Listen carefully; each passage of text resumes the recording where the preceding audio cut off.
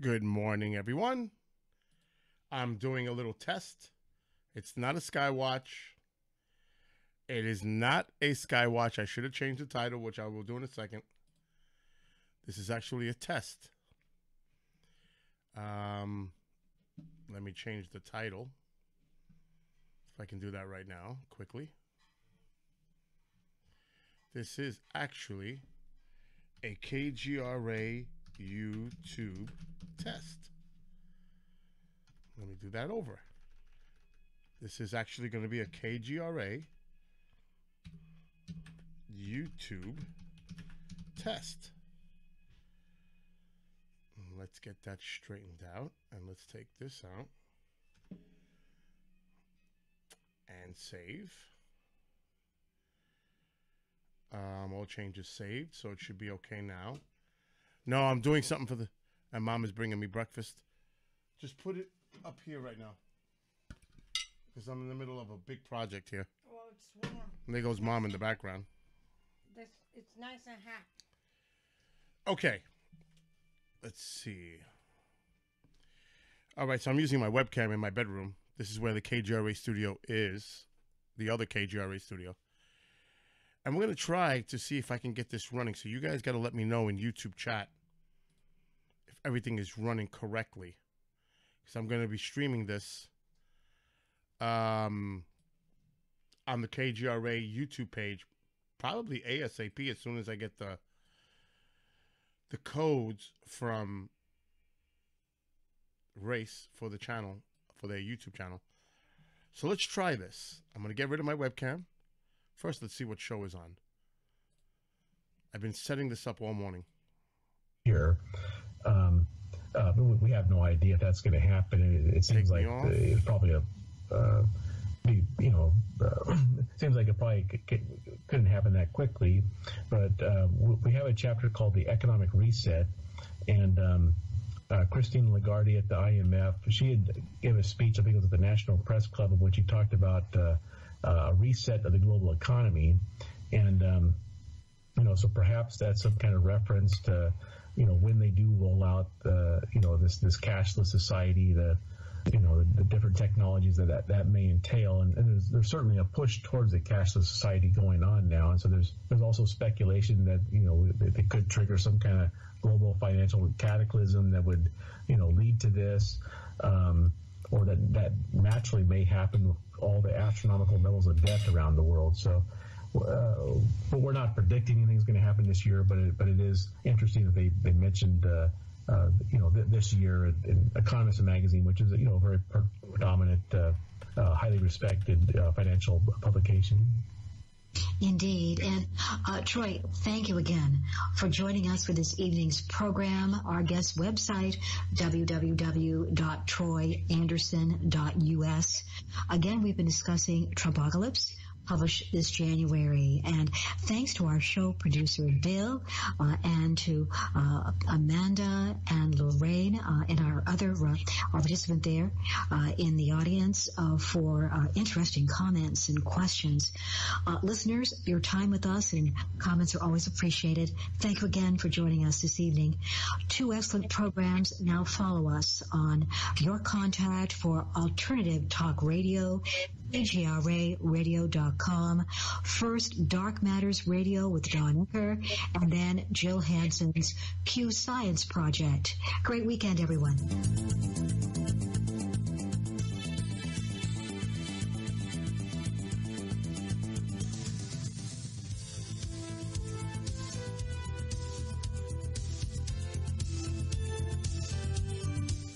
For years, the KGRA digital broadcast station has been your contact for live UFO paranormal talk radio worldwide, bringing you the top names in research and investigations 7 nights a week. Our listeners connect to the KGRA on various platforms like TalkStream Live, TuneIn, Spreaker, iTunes, iHeartRadio, and many more. Now, you can stream your favorite paranormal talk radio shows with our new fully integrated custom KGRA mobile apps for Android and iPhones. Listen to your favorite paranormal talk shows from any mobile device 24/7, free with smartphone or tablet. Utilize custom features to access news, show pages, archives, contests, events, and live interactive chat rooms. Set show notification alerts and never miss your favorite live programs. All free and available to download in Google Play or the iTunes App Store.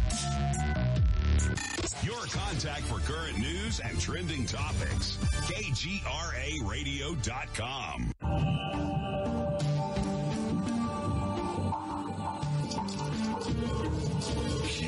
Science Project is a rebel in the new science revolution, aimed at exploring the nature and implications of consciousness in the universe through the fields of quantum physics and the paranormal. No reality left unchecked, no dogma left unchallenged. Q Science.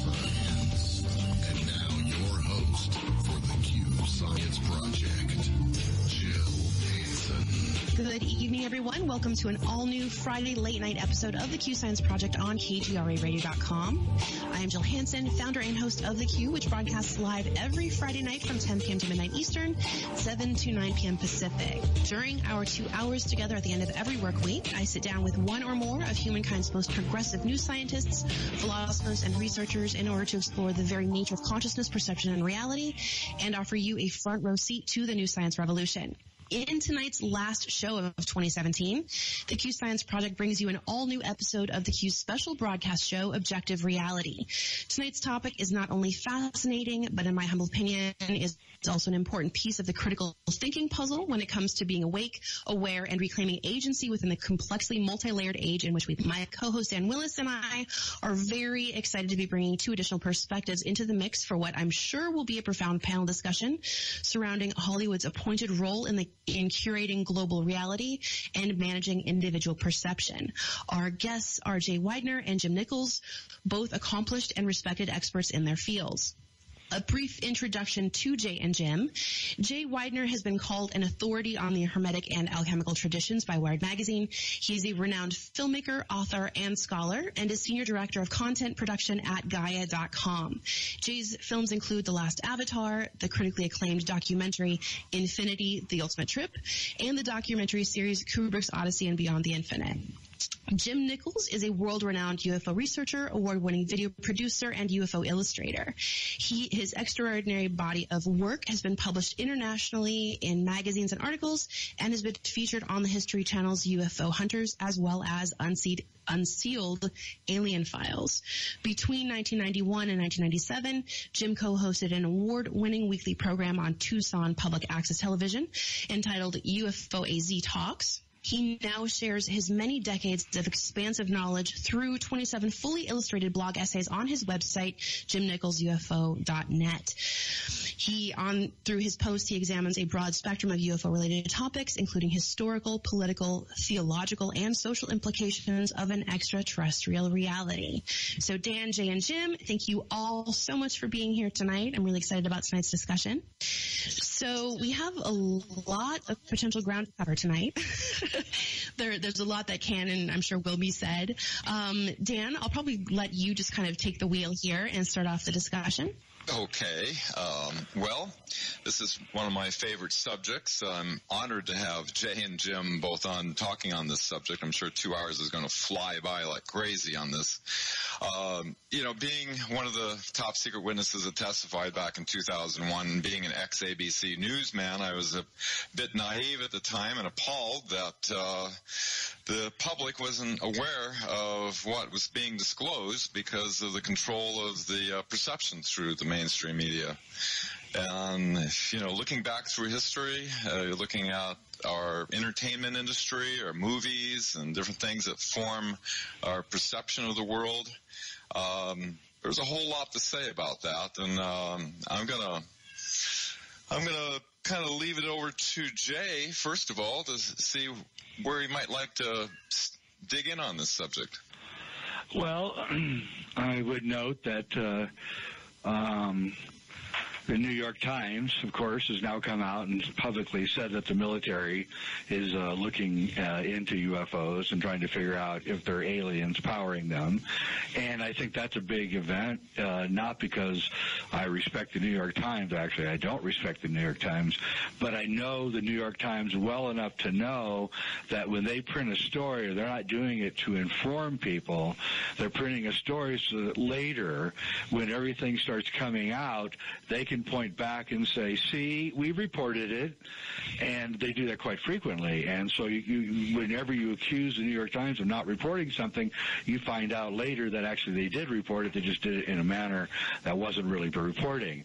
So I think that we're on the edge of a kind of a disclosure, or maybe a large disclosure, judging from my reading of this article that came out on Saturday. I would say that that the pressure is building on them, and I think that maybe possibly even Trump might have something to do with the disclosure that's about to come, because we now know that the guy who went and looked through Tesla's papers was Trump's uncle, who was an MIT professor of engineering, and so the Trump may even know that there's free energy and anti-gravity stuff already. So I think we're right on the edge of a huge disclosure, including aliens and the whole thing. And I think that the New York Times got wind of it, and I think you're going to see a bunch more drops happening over the next few months. Yeah, I'd like to add, Jay, that as soon as the New York Times hit that, it got covered on CNN, BBC, Politico, New York Post, all across the mainstream media, which is normally, one of the witnesses that joined me, Daniel Sheehan, shared a document that was 42 CIA NSA operatives that don't let this stuff out. So they got approved from the highest level to get this information out. This stuff normally doesn't go out unless there's a purpose behind it. Well, there's just a lot of pressure. Yeah. Just to jump in here real quick. Considering all those agencies that are promoting this, it sounds more like another big PR campaign. And one of my latest blogs is called UFO Disclosure Hollywood Style, and which takes it all the way back to the 1950s, right after the war. And so, Hollywood has been putting a PR spin on disclosure, a kind of disclosure, ever since 1951 and the day the Earth stood still. And what struck me most recently is that's really brought interest back to 2001: A Space Odyssey is the Sophia robot, who's just gained status as a citizen of Saudi Arabia. And it's really brought this whole issue of artificial intelligence and AI control over the whole human race to the forefront. And it's just one of the issues that Stanley Kubrick was pushing, in 2001: A Space Odyssey back in 1968. So that's another issue I think that's really become hot right now. Yeah, there's always been, I'm pretty sure that Kubrick was using 2001. All right, so you guys are getting an idea. This is just a test. I'm going to be doing this on the actual KGRA radio YouTube site. So I want to make sure I get it all set up now, because really all I need now is the key. And it's that easy. All I got to do is get the key, switch over the key on OBS, and run everything I'm doing right now there. And actually, ooh, nice photos. Matter of fact, I'm going to bring Ross Sharp on for a second. Let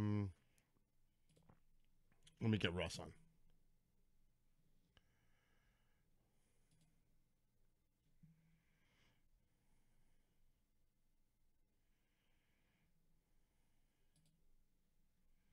I should have called Ross separately. Let me do that. and he's going to be the guest tonight on Task Force Griffin. He's sending me photos. And Ross, hello. I am calling you back. You're going to be actually live right now on my. Right. You are live right now on my YouTube channel. Excellent. And the reason I brought you on is because I'm going to share. I want you to talk a little bit about a little preview for the people that are in there right now. Okay. I'm good. First, let me just save a couple of your photos because I would love for them to see exactly what we're going to be discussing. Well, actually, what you and Commander Kgra will be discussing tonight. So I'm saving those. You're going to join in as well, Bill. Oh, well, yeah. I mean, I love listening to both of you. And you know what? Are you going to be, I don't know if we spoke about this, but are you going to be at his possible air show coming up in a few months? Guess who's doing the announcing? Are you really? Yes. Oh, I can't wait to meet you. Yeah, I'll be there. The commander and I have been discussing this for some time, and as you know, that particular field, which is now Sanford Seacoast Regional, was a field used in World War II to train British Fleet Air Arm, that's the Navy pilots, on both the Corsair and the Grumman Avenger before they went out to do battle. So literally there's a good British connection with Sanford Seacoast Regional. Oh, excellent. Well, I'm going to talk a little bit about what your work is involved with the Mosquito, restoring it, and the historical aspect of the Mosquito plane. Okay. Well, the People's Mosquito is a registered charity and limited company in the United Kingdom. It's registered in London, and we are the directors are a diverse group with skills ranging across aircraft operations. We have a retired Wing Commander, Bill Ramsey of the Royal Air Force, who was the last Avro Vulcan display pilot. Our CEO, John Lilly, has a background not just in business, but also in aviation and museums. I have a background, I'm the former Deputy Airshow Coordinator for the Royal Air Force at RAF Finningley and RAF Waddington, but also I was with the Science Museum and on several national bodies. We have a very strong commercial director and a finance director and a very, very talented director of communications, Stuart Sharman, who works out of Edinburgh. We're all linked together online, and we hold events. We go to major events around the United Kingdom with our stand, spreading the good word. We are restoring a Mosquito fighter bomber Mark 6. Romeo Lima 249 is the registration. The work is going to be done partially in New Zealand. Indeed, we're already starting to cut wood. And a lot of the detail work and the final assembly and test flying will be taking place in the United Kingdom. It's a very exciting project indeed for all of us. And we have a journal called Mozzie Bites, and a very active club, the TPM Club, which people can join. We also have an absolutely free email newsletter called The Buzz, which you can sign up for. If your listeners go to www.peoplesmosquito, all one word, peoplesmosquito.org.uk. Just click on that. It'll open up a whole website with videos, articles, everything else, telling you about the project and about this wonderful machine operated by not just the Royal Air Force, the Royal Canadian Air Force, the Royal New Zealand Air Force, the Royal Australian Air Force, but the United States Army Air Forces in the UK and in Italy. So gotta get on board this one. Oh, yeah. And how significant was the use of the Mosquito during the war? It was quite literally one of the three war winners as far as the British and Commonwealth side of the war. Indeed, made a great contribution across all battlefronts. Over 7,700 of these magnificent aircraft were made. Wow. It was used it was so fast that it didn't need armament as a bomber. It could run away from Focke-Wulf 190s and ME-109s. For 18 months in the middle of the war, it was the fastest aircraft in the world, bar none. It had a photoreconnaissance version, night fighter, day fighter, a light bomber, target tower. It could do it all, literally. And it could carry the one you're showing now on your screen is a preserved example in the Royal Air Force Museum at Hendon, London. That particular version and its earlier cousins could carry a 4,000-pound blockbuster bomb. Wow. All the way from England to Berlin. Wow. And back, and do it twice in a night. Wow. So it had a long range. Huge range. The photo reconnaissance version, the final version, the PR-34A, had a range in excess of 3,400 miles, a top speed in excess of 430 miles an hour, and was capable of reaching heights around about 40,000 feet. It constantly, when it was also built in Canada and also built in Australia, but the Canadian production bomber versions and the fighter bomber versions were ferried across the Atlantic from Canada to Scotland. As many of them did that, they broke the transatlantic speed record. Wow. Over and over again.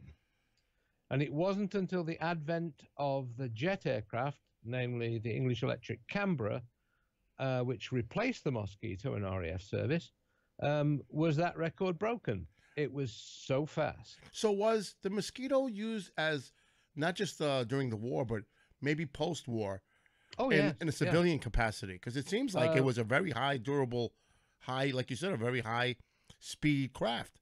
Yeah, it was. It was ideal for photo survey and resource work. And there was a company in Canada used a whole fleet of these post-war Sterling Air Services that actually went out from Canada surveying not just the Canadian Arctic, but machines were used to survey in South America and all over the place. They were a superb photographic machine. Also, some very interesting uses. This was used as a spy machine, literally, not just photographic. There were certain types that were operated as civilian aircraft in wartime with civilian titles on registration by British Overseas Airways Corporation to go from Scotland to Sweden, which was a neutral country, and bring back much needed ball bearings from the Swedish industry, and also pick up returning prisoners of war and also convey extremely high value individuals back to the safety of the British Isles. For example, Niels Bohr, the atomic scientist from Denmark, was actually lifted in one of these Mosquitoes and escaped the clutches of the Gestapo and was flown to Scotland, and then did a great deal of work on the Manhattan Project, which led directly to the atomic bomb. Interesting. You know, I'm looking at the design when I'm looking at this photo right now. Yeah. Up on the screen. When was this plane built? Because it looks like there was a lot of really modern modifications made to this plane. Yeah. It looks lightweight. What was the predecessor to this plane, and when was this one built? Because this may have been the one that really did turn the corner as far as the makeup, the construction of it. So give us a little of that history. Okay, well, it was designed in secret by a de Havilland design team working out of Salisbury Hall, just outside of London, flown by Geoffrey de Havilland Jr., the chief test pilot of de Havilland's. His father had set up the firm, Geoffrey de Havilland Sr., Took off in January of 1941 after a very hectic design period. And it was put into production initially at the de Havilland main factory, but the demand was so high that they had to establish eventually 6 plants in the UK alone building this machine. The design was revolutionary. Believe it or not, it looks like it's all metal from that photograph. It isn't. The vast majority of that is wood. Wow. The fuselage is what you might call the first composite fuselage in a way. It was a blend of a sandwich of 3-ply birch ply, and then around about just under half an inch thickness of balsa wood, faced by another layer of 3-ply birch ply at the other side, forming a sandwich. And the whole of that sandwich had, where necessary, strengthening components of either walnut or spruce, other woods, as pickup points for the wings and other things, slotted into the 2 mahogany frames. It was then saturated with glue. Wow. And then it was cured off, and it formed the closest thing to a composite, really, that you could imagine. Then the wing was built as a one piece, over 50 feet long, in mainly spruce, laminated spruce for the 2 main spars. It was highly advanced. Even the aerodynamics were very carefully thought out. I'm looking the at immediate predecessor to this was the DH-88 Comet Racer that won the England to Australia air race, the McRoberts race. It was also influenced by the de Havilland Albatross airliner, the 4-engine piston-engined airliner that also had this monocoque wooden construction. But it was a radically different form, technologically very, very advanced. And of course, it had those 2 gorgeous Rolls-Royce Merlin engines, you can see. Yeah, that's what I was looking at. And it's incredible because not just due to its speed, the construction of this, but also the capacity of, like you said earlier, carrying a 4,000 pound payload. Yeah. And to give you some idea, that 4,000 pounds represents as much as a B-17 normally could carry to Berlin. Wow. Now, was it because just 2 crew? Was it because of the construction and all the specificities involved and the technical advantages of building a craft like this that they built so many of these plants and factories, like you said, not just coming from the UK, but in Canada, New Zealand, etc.? Well, yeah. They also think that the main idea was that you would be using this with a minimum amount of strategic materials. It consumed only about 350 pounds weight of light alloy castings and a similar amount of light alloy sheeting for the cowling, etc., the spinners. The rest of it was wood. And in other words, you could build this a lot with a much less drain on strategic materials stockpile that you had. And also you could rely on Britain's own availability of timber. You weren't having to literally ship everything from North America or other sources and risk German U-boats. So this was an internal decision made to go with this aircraft because it didn't put a big strain on the war economy. I'm sure the secrecy of these factories were absolutely priority because of the significance of what these planes can do as far as making their runs to Germany. I mean, it must, like you said, there were 4 factories. I mean, it must have been ultra secret. Well, it was, apart from the fact that, A, the Germans bombed the main plant. One lone raider got through a Ju-88 and put a stick of bombs, skidded them off the grass into the materials store and finished component store, I believe, at Hatfield. There were fortunately some fatalities. The aircraft was shot down, the Ju-88. Rumor has it that the pilot of the Ju-88 was a former de Havilland Apprentice at their technical school. Don't know whether that's been confirmed or not. The other thing was that a German spy was arrested after being parachuted in quite close to the main plant. Wow. So obviously the Germans were aware of this and, took what measures they could. But dispersed production helped a great deal. They couldn't knock all the plants out. And yeah, just people are questioning in the chat room. They're wondering if this is the same plane or a different plane. That's a different one. Okay, but this is a mosquito type, isn't it? Absolutely. Okay. That is an example held by the National Museum of the United States Air Force, and I'd like to thank them very much. We made contact with them recently, their curatorial staff, to explain about the drawings that we've inherited, and they've wished us well with the project, which is very kind of them. This is a machine that was acquired post-war to represent those mosquitoes used by the 8th Air Force from bases in Britain. They were used for photo reconnaissance. They were, hence the deep PRU blue color. They were used for weather reconnaissance and also bomb damage assessment post-strike by the B-24s and B-17s.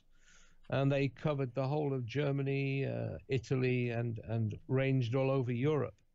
You might be saying, well, why has it got the bright red tail? That, believe it or not, was a defense measure, not against German aircraft, but sadly against Allied aircraft. Really? Yes, because they went so far into Germany and beyond that P-47s, 38s, 51s thought, hey, this must be a German aircraft.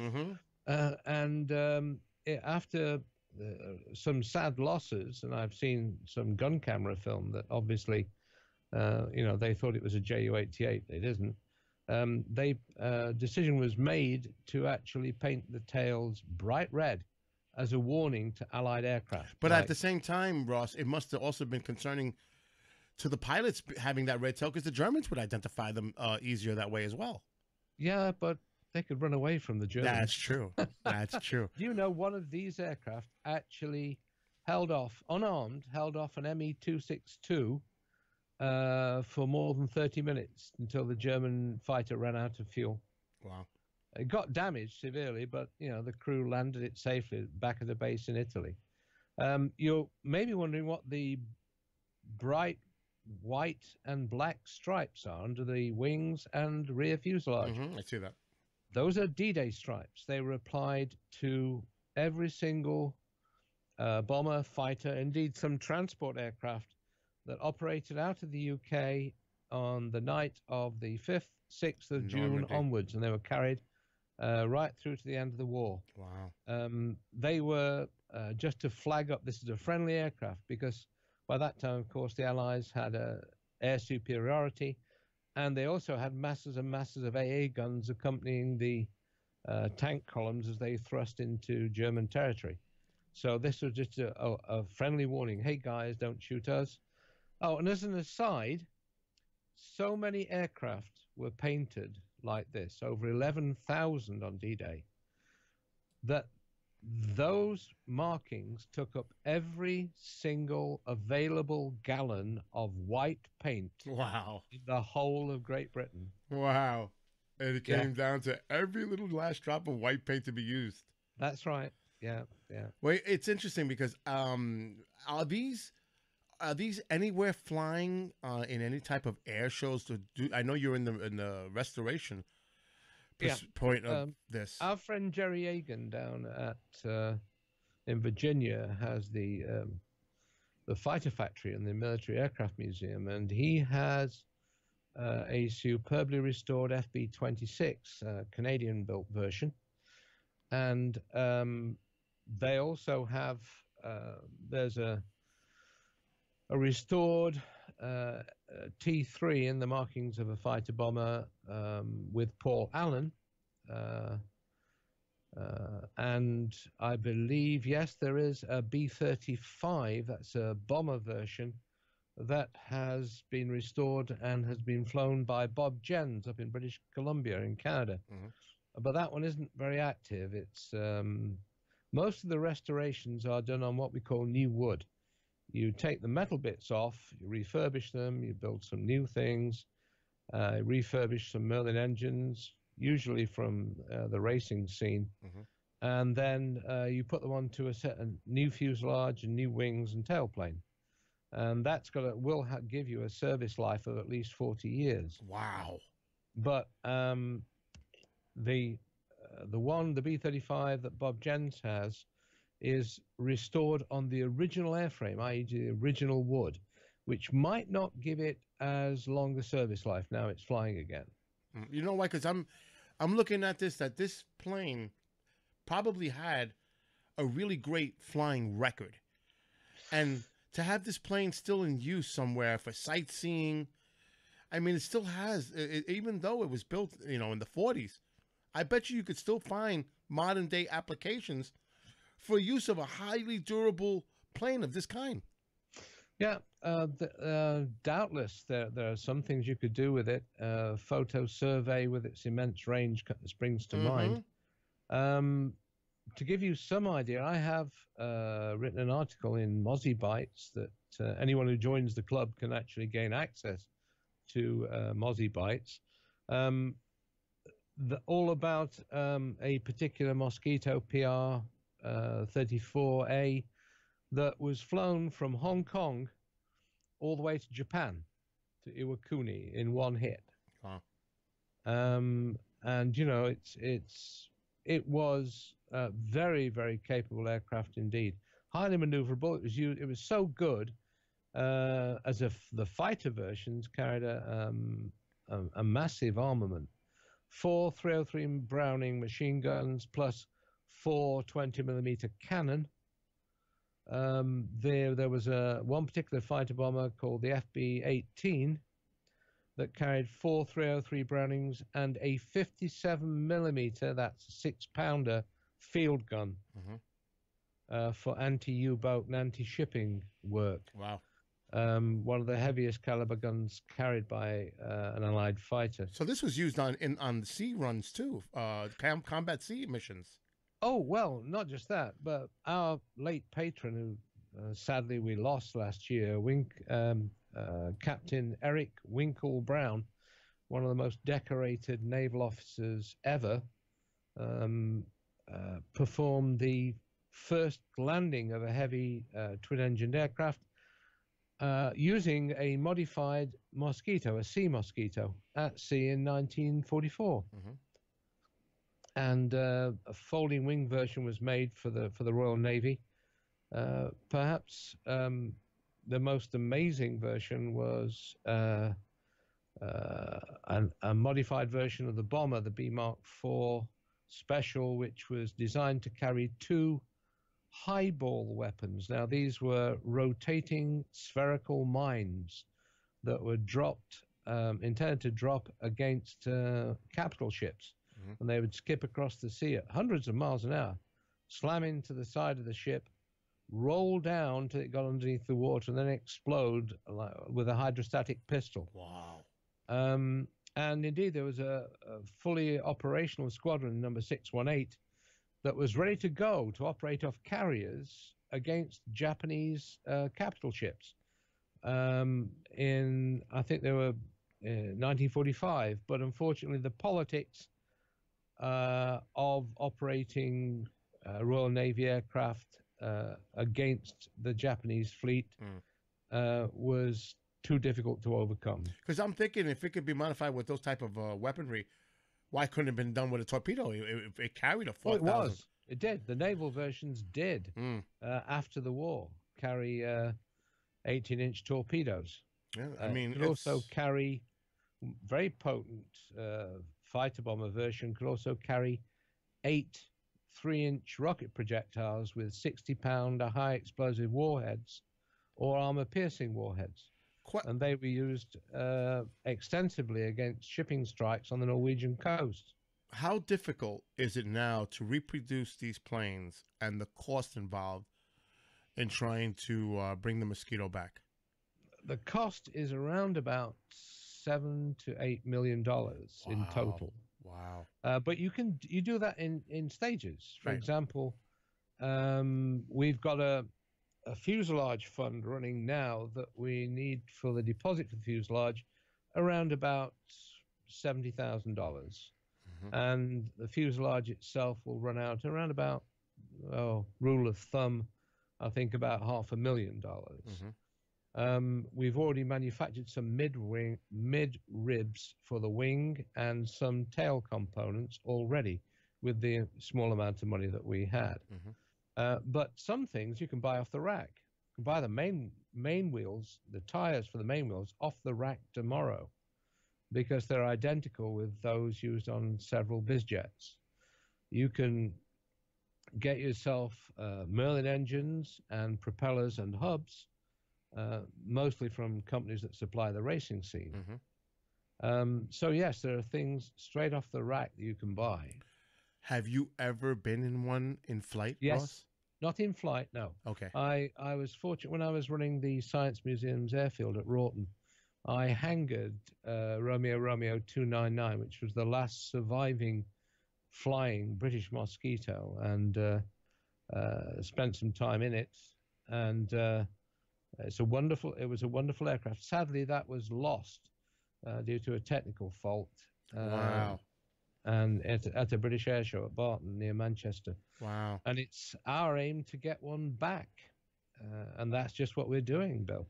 I gotta believe that you're really excited once it's completed that you're gonna go up in that plane.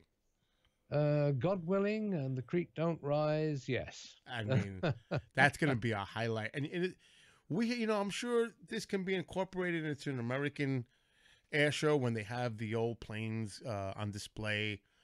Yeah. We have an air show here.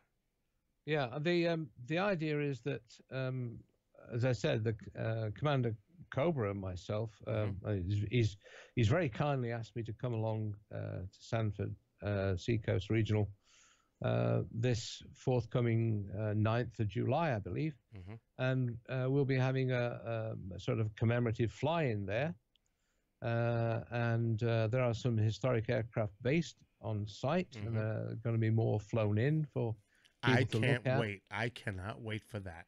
Well, I hope we're going to see you there, Bill. Oh, I am. I'm going there with my friend Mark D'Antonio. We're going to crash at Commander's house.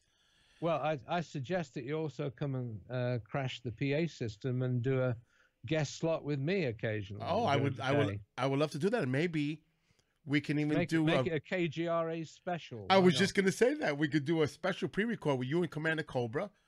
I can bring my laptop, record it, and do everything I need to do, and then I'll air it on the show, and I'll put slides, and by then KGRA TV might be live. So there's a lot of things going on. Lots of things. Oh, I would point everybody at the latest issue of the Smithsonian Air and Space magazine. That's the December-January issue. If you go onto their home site, that's the Air and Space magazine's home site, and type in just one word in the search bar, mosquito, you will get a full article, an interview with me, that some brave Rebecca Maxwell from the Smithsonian did for us. And on that article, I give descriptions of various things. And you'll see lots and lots of scale drawings of various parts of the mosquito with an explanation. Because we were fortunate, we inherited over 22,000 scale drawings of this bird and all its variants from Airbus. When they were knocking down a building in the UK, they found this filing cabinet with 22,300 drawings in it. Wow. Well, and our CEO, John Lilly, went across and collected them, said thank you very much. And for the last sort of few months, I've been cataloging them and examining them. So you've been busy. You've been quite busy going through all that. Oh, yes. I think we're up to about 19,300 at this stage. And the ones that are of great rarity, are going to come out later, but we are going to. This has galvanized the effort to bring the mosquito back to Britain. After all, a lot of American flyers flew it, not just as this photo reconnaissance version you can see there, but as a night fighter, the NF-30 in Italy. So, yeah, there needs to be some commemoration done here. Well, everyone that's watching on YouTube and in YouTube chat, you're listening to Ross Sharp. He will be the guest tonight on Task Force Griffin with host Commander Cobra on KGRAradio.com, and it'll air at 7 p.m. Eastern Time. So if you really want to see the full or listen to the full interview, tune into KGRA Radio tonight at 7, and Ross and Commander will continue the conversation on the mosquito. And before I let you go, yes. One last question for me. Why is the mosquito so close to your heart? I think because I had a chance to handle one and put her in a hanger, and it's just you get close to one of these birds and you know straight away that you're in the presence of greatness. Nice. Well, Ross, I want to thank you so much for taking a couple of minutes and coming here and discussing the mosquito, giving us a little background, historical reference, and really looking forward not just to hearing you tonight on Commander Show, but in a few months to meeting you in person. Absolutely. Looking forward to it, Bill. Thank you, everybody. You're welcome. And Ross, I'll call you later on tonight. Okay. Cheers. So, bye. So there you go. That's Ross Sharp and his involvement with the mosquito. So this was another great little thing that I was doing as a test. Because let's just say, and I'm being hypothetical here, let's just say this is the thing where there's other areas where people could be doing things for KGRA. The thing is, I could not broadcast produce, and do YouTube at the same time, because it would just be incredible work. And Ross just did a great quick interview, and I can't wait to meet this gentleman, because he's really a great personal individual. He's so dedicated to the mosquito, and I give him such kudos for doing everything that he does regarding the mosquito restoration. But the thing is, when you're dealing with something like this, and this is initially going to be a test, and I'm going to go back to doing KGRA in a second. But during live shows, specifically during live shows, this would be great to have someone. Obviously, someone's going to have to be designee, that when they would have to get on the same page with whatever the host and the guest is going to be doing on any given night. In other words, here's another photo that Ross is sending me, and I'll put that in a second with the mosquito. And again, I want to thank Ross Sharp for taking some time out. And he's going to have an interview tonight with Commander, so I didn't want to keep him too long. But he just shared another photo with me, which I'm going to share in the window right now. But see, this is the thing. If I had, let's just say, hypothetically, Ross sent me 20 pictures of the mosquito, I would have it all set, ready to go for the show. See, like right now, I have to size them up. I would have that all set up pre-ready, sized up in Windows, so I don't have to go. I just have to click on one, and it's already set nicely in the frame. But this is what would be awesome to do, which I'm going to put mosquito right now. Mosquito 3. I'm labeling it, and I'm going to put that photo. See, this is why it's a little difficult, and now you'll see in a second. So now you'll see two pictures. So I would take this one off, and I would stretch this one. But I would have done this before the show, so that when I click on them, they're already ready to go. See, like you'll see me right now sizing them in. And sometimes you can fit them in correctly. Like I can do preview scaling. but sometimes it won't fit like that. I'm just giving you guys an example. Like this. So sometimes the pictures fit nicely, and sometimes they don't. And he's sending me a ton of great pictures right now. The Mosquito BMK-4 bombers, 105th Squadron. So that's just an example. Oh, this is a nice picture. I got to show you guys this one. That is gorgeous. Now I know what he means. This has to be the side view of the one that I put in there earlier. This is just simply gorgeous. Let me see. I'm just going to now erase this picture and put in a new one, because I'm starting to get a lot of photos in here. This is a beautiful picture right here. Wow. And now see, this is where you got to play with scaling. So I'm scaling to window. So I'm going to have to make it smaller so you guys can see the whole plane. But I would do this before a show, a live show, to have it all framed out. So this is where it gets a little dicey. But as you can see, I'm trying to get this all set up right now. It's a little interesting to get it to fit. And there we go. I want to give it justice. That is a beautiful photo. Sharp, clean image. So there you go. So obviously, I would have all this set up beforehand. And that's the Mosquito NF2 runnable engines. That's actually a runnable Mosquito right there. And he's sending me a bunch of photos, which is going to be great because I could use them in chat tonight. And Ross, if you're still listening, send me whatever you want because I'll put it in the chat room tonight for KGRA chat. So here's another cute picture you're going to see in a second. I'm going to switch it over again to a different picture, because I'll put all these images tonight in KGRA. Okay, I got to get rid of that.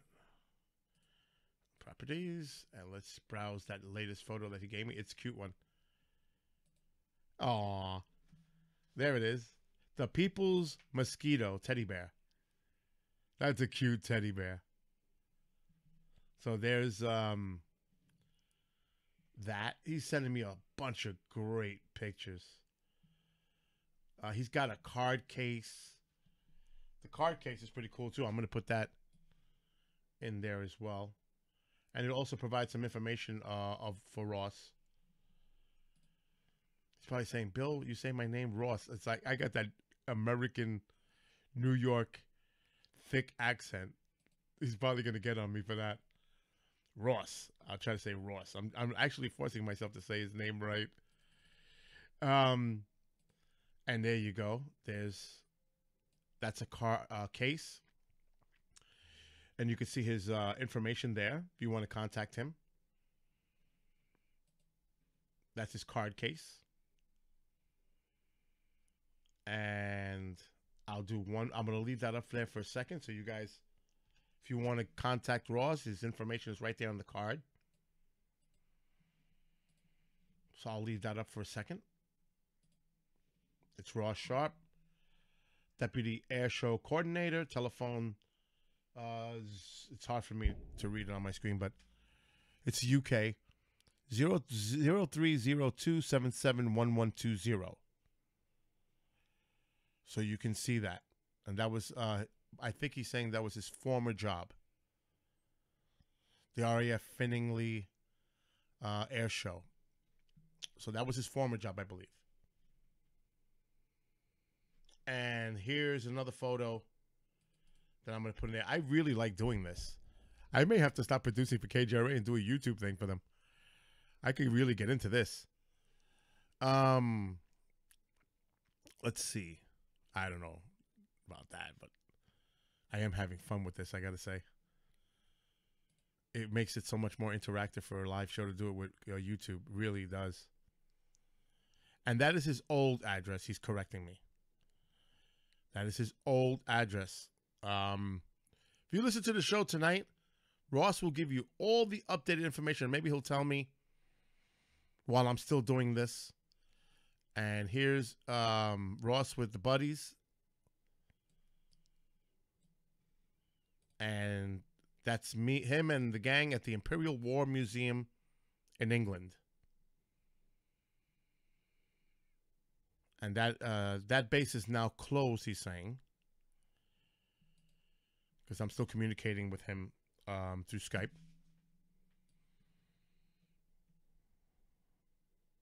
And now I'm going to put another photo in a second. And we'll do that now. But see, I would have all these pictures set up if I was doing it for YouTube. All right, so we need to minimize this. And there you go.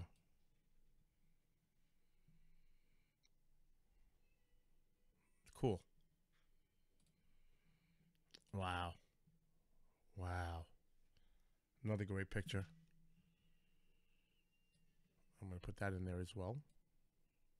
Now I got to save all these pictures to my other computer for tonight. This is all going to my other computer.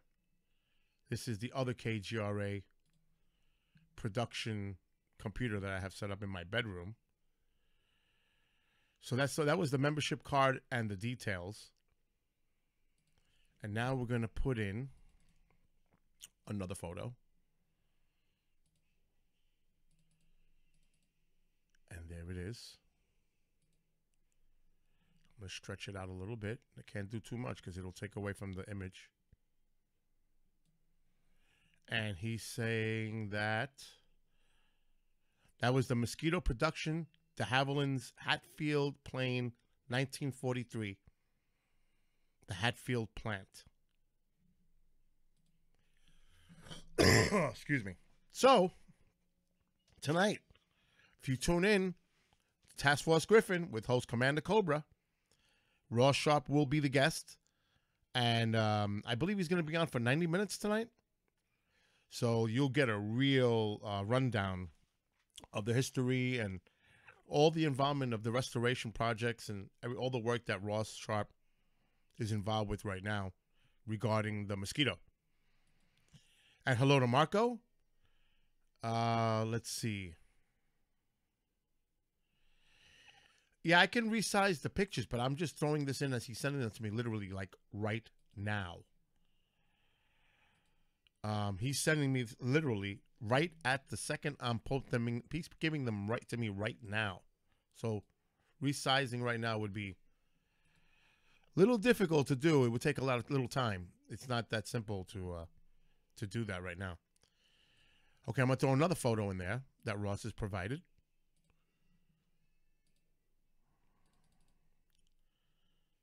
Okay. And we're going to put that in there. And like you said, it would have to be resized. And this one's a little, I don't want to not, I got to shrink it down a little bit. A little bit more. Okay. This is Mossy Bites, the club journal, Mossy Bites, free with membership. And yes, he will be on 90 minutes tonight. And it looks like this one's coming in on a carrier back in during the war. It's definitely coming back on a carrier, which I'm going to share this right now. So there you go, Mossy Bites. And that's the journal of the People's Mosquito Club, free with membership. Okay, now let's get the next photo in. And this is why I would love to do this on YouTube Live, really. Okay, let's get this one straightened out. And let's get it a little bit smaller. so we could see the whole image. And there you go. World's first twin-engine warplane landing. Wow. By Captain Eric Brown, Royal Navy, Sea Mosquito. The world's first twin-engine warplane landing. So that's a real historically significant photo right there. And it was done by the Sea Mosquito. Wow. By Captain Eric Brown of the Royal Navy. That is really cool, I have to say. See, I would never have known that. That's a historical little factoid there. That's really interesting to know. The Sea Mosquito was the first twin-engine warplane that landed on a Kgra. I would have never known that. For a twin, remember, we're talking about a twin engine. Now, I'm interested to see where that came from because my phone is looking around. Let me just mute. I got a call. And this is why I really, really am excited to be doing maybe some of this for KGRA, doing their YouTube. I'm waiting for a race to get in contact with me. This is just the KGRA YouTube test.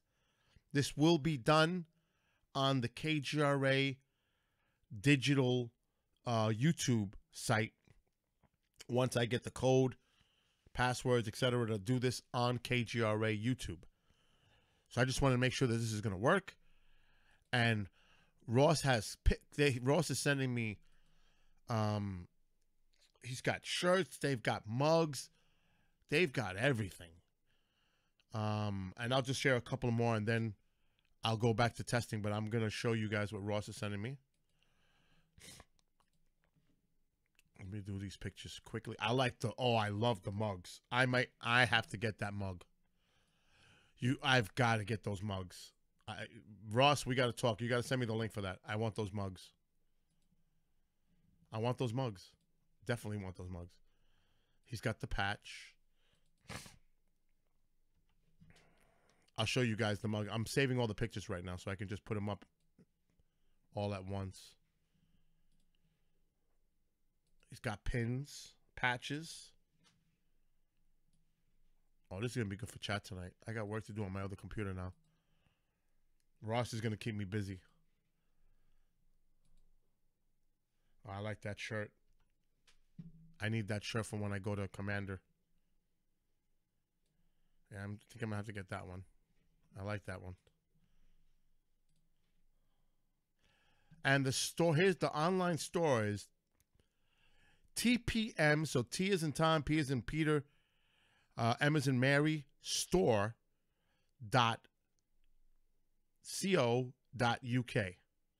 And I'm going to try to copy these links. Also, the link for his club is bit.ly/TPM club. So what I might do is I'm going to try to take these links and then I'll share my screen because I need to do that too. So we're actually going to play around even more with this. And then I will see what we can do here on screen. I'm going to the People's Mosquito Club.org.uk. I've got that up. And I'm going to try to get the store now so you guys can see everything that I'm looking at. And then I'm going to share my screen. And I think that'd be... Okay, I'm going to explain that to everybody in a second. All right, let me bring some windows down. I'm going to share my screen,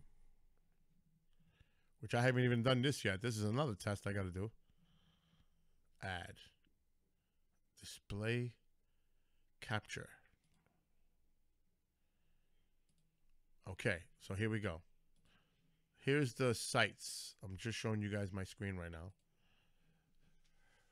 So here's the People's Mosquito. As you can see my screen, peoplesmosquito.org.uk/store. And you can see they've got clothing, T-shirts. There's the T-shirts. I like the mugs. I was looking at the mugs. Let me see where the mugs, books, gifts, and I'll definitely check that out too. There's the mugs. I like those mugs. That is cool stuff. You can see all the stuff on. I even like these mugs too. Oh, I like the model. Nice. Keychains. So here, I'm just giving everybody an idea what's on the site. And again, the clothing. There's the nice cap. I like this one. And there's the shirts.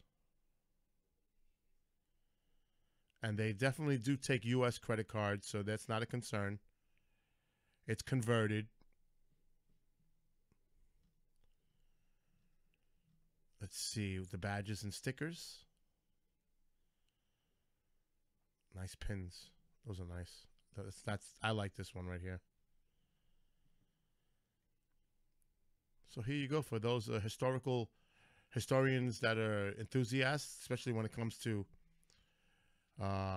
this type of history. I think this is awesome.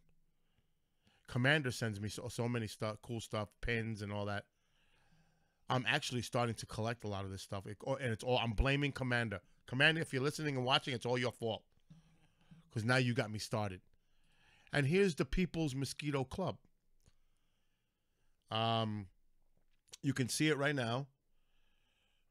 It's peoplesmosquitoclub.org.uk, and you can join.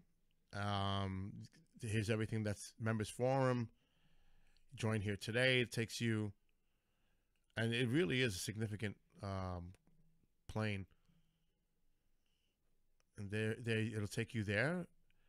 A year adult membership, and there are things that come with this. Yeah, as he mentioned earlier, you get the subscription for the magazine, the quarterly newsletter. You get the pin, exclusive content. It's cool to have a membership for this. So yeah, there's a lot of incentive here for this. So again, you can go to the People's Mosquito Club obviously www.peoples, and that's plural, peoplesmosquitoclub.org.uk for the People's Mosquito Club, and then back to the store. Let me just go to the home to make it easier. And there we go.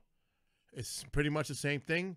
Just put /store at the end of it, and it will bring you right to the store. So peoplesmosquito.org.uk /store/ take you right to the store. I think that's pretty cool. All right. So there's everything regarding the mosquito. And like I said earlier, Ross Sharp will be on with Commander Cobra tonight. And I'm sure you'll get a lot of more information when he gets on tonight. And if you really want to see all the photos tonight in chat, I'm going to be posting all of them in there. Now, someone's sending me a video, and I don't know if this video is the bombing of Dresden.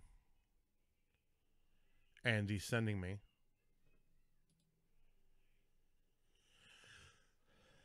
And again, Ross is sending me a bunch of photos, and I'm going to use them all tonight in KGRA. And it's great because I'll be able to do this. When I jump off this computer, I'm going to go on the other one and do it. Okay. So let's see what we're gonna do here. Andy sent me a video. I gotta look at it first. Let's see what the heck this is.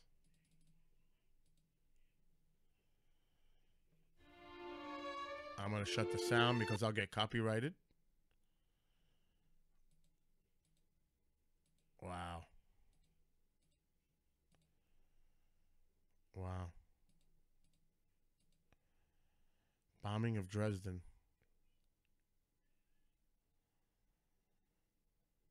That's really oh, I don't want to show it. It's too graphic. That's too graphic of a video for me to show. But anyway, thank you, Andy, for that video. But that's too graphic for me to put on YouTube. Let me.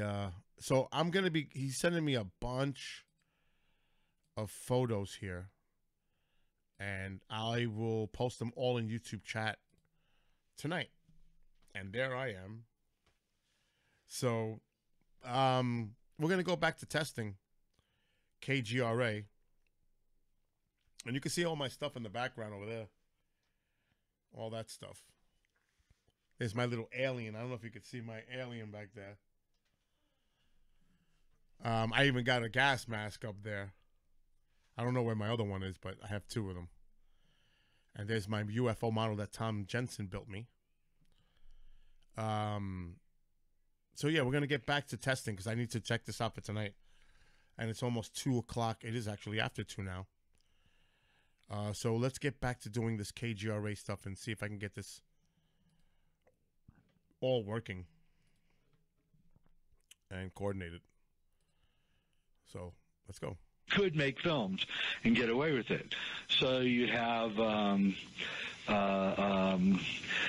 really good film come out like Paths of Glory that came out under the radar, an anti-war film made in the 50s, unheard of, revealing that the generals are really scumbags. So there were movies that would slip through. That is becoming more and more difficult since the 1980s when I believe the CIA full bore took over Hollywood, and 100%. And so every film that was coming out was propaganda. Now when I go see a movie, I spend the first 15 minutes trying to figure out what the political propaganda of this movie is and why did they make it. You know, what are they trying to tell me, you know?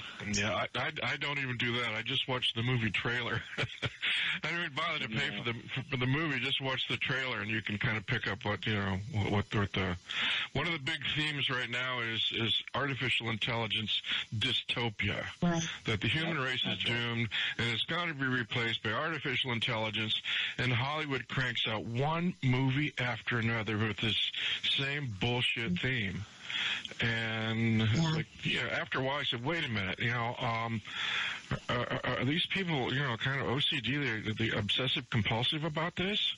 And yeah, they are. Oh, no. They are. This is their. Well, it may be, but also, you know, we know Agenda 21 is real, and we know that the whole plan for Agenda 21 is to take everybody out of the country and move into the city. Now, as a country boy, I'm really against this because I don't really like cities too well.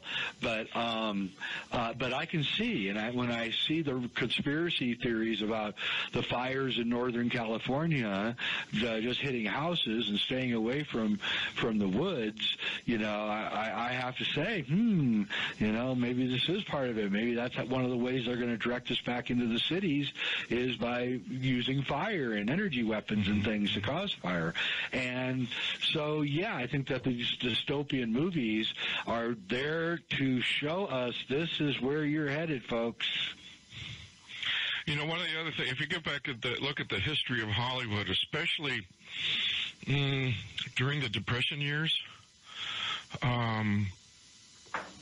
people didn't have any money. They had, you know, just enough money to scrape up to maybe go see a movie once a week. So they were living their lives vicariously. They had no lives. I mean, these people are living hand to mouth, and it's like if I get to go to a movie once a week, that's a cool thing.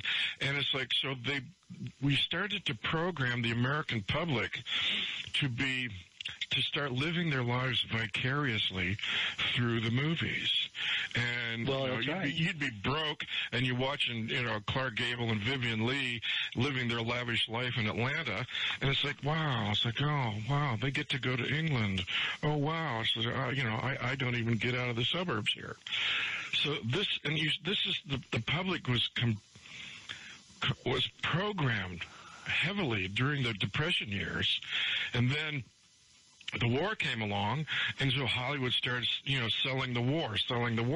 So we love the old World War II movies. We got to beat the Japs, we got to beat the Germans, and then after the war, we had television. So my God, the movies are right there in your home every night, programming your mind. So we have been so utterly bamboozled by Hollywood. We think that that's reality. We go outside. That's not reality. Reality is what I see on television. That's just how we've been, totally programmed and bamboozled. And I don't think it's any coincidence that, the very first talkie came out right when the economy had collapsed in the Depression. Right. And so they both happened at the same exact time, 1929. And I believe that when movies started talking, they became real, true propaganda at that point. Yeah, right. We're watching Walt Disney with Werner von Braun, who was on Truman's anti-Nazi list, where, his mentor, Herman Oberst said, we had help from people from other worlds. Both von Braun and Herman Oberst knew full well that they developed torsion physics, and we didn't need rocket propulsion to overcome Earth's gravity. But they were selling that to the public while they had their own little thing going on behind the scenes. And NASA, to this day, is still putting on this Hollywood prop, I guess you could say. They're still putting on the show, right. And so is Elon Musk. I mean, his SpaceX. It's like, come on, Elon. That stuff doesn't work. Not really. I mean, why are you doing it? And, I don't know why he's doing it. I think he's part of the whole propaganda thing, moving into different spheres of influence now. But Hollywood has lost its touch, I'm going to say, to a limited degree recently. They're not quite as good at propaganda as they used to be. Well, I think people are starting to see through it, and also Hollywood has become so far left politically. If you look at nobody's buying the movie tickets anymore. It's like the NFL. People are fed up with the NFL. They're fed up with Hollywood the same way. It's like, come on. It's like, where's a movie that relates to me? And Hollywood isn't doing it anymore. Yep, you're exactly right. And that will be the destruction of them. Interesting. Okay.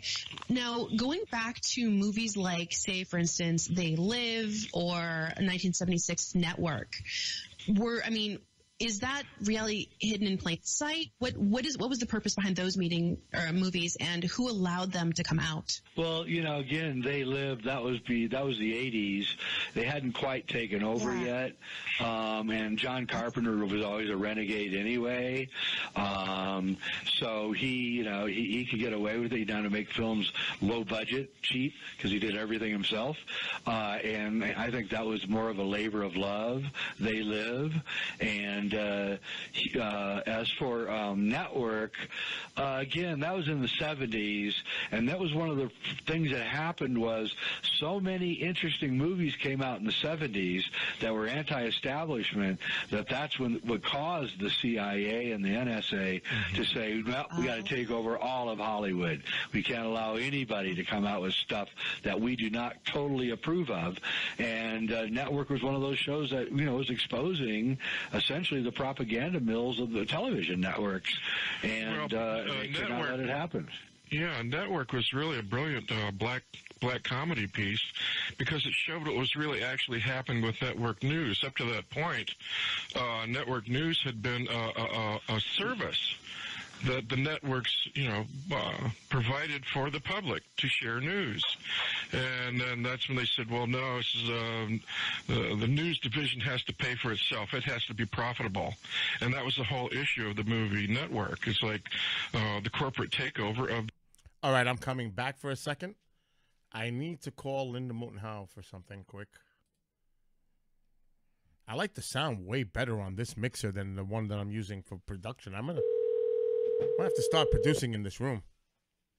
It's way better. Hi, this is Linda Moulton Howe. Please leave a message after the tone. Thanks. Hi, Linda. It's Bill. I was just wondering if you're doing the pre-record or if that January 28th episode. I mean, is it the 28th coming up? Actually, no. What the day of the 1st, February 1st? Are we still doing a pre-record? Just email me and let me know if you need me. Otherwise, I'll let Race produce it live, obviously, on Thursday. So just email me and let me know if we're still going to be doing a pre-record on Tuesday night. Alrighty, Linda. Have a great day. Be blessed. Love you. Bye. Okay. Just got that. Yeah, Linda. Yeah, I'm. That's the New York thing, bro. It's a New York thing. Linda. Now you guys are gonna make me have a freak out like that now. Now I have to worry about how I say it over the air. And I was getting that too when I was producing a show. I said Linda, and people in the chat room were saying, "Bill, it's Linda, not Linder." Oh man, oh man. Let me see if I can get the boss on. Where is he? Get on the phone. Get on Skype. Trying to call Race. I think he was going out. I forgot what he was doing.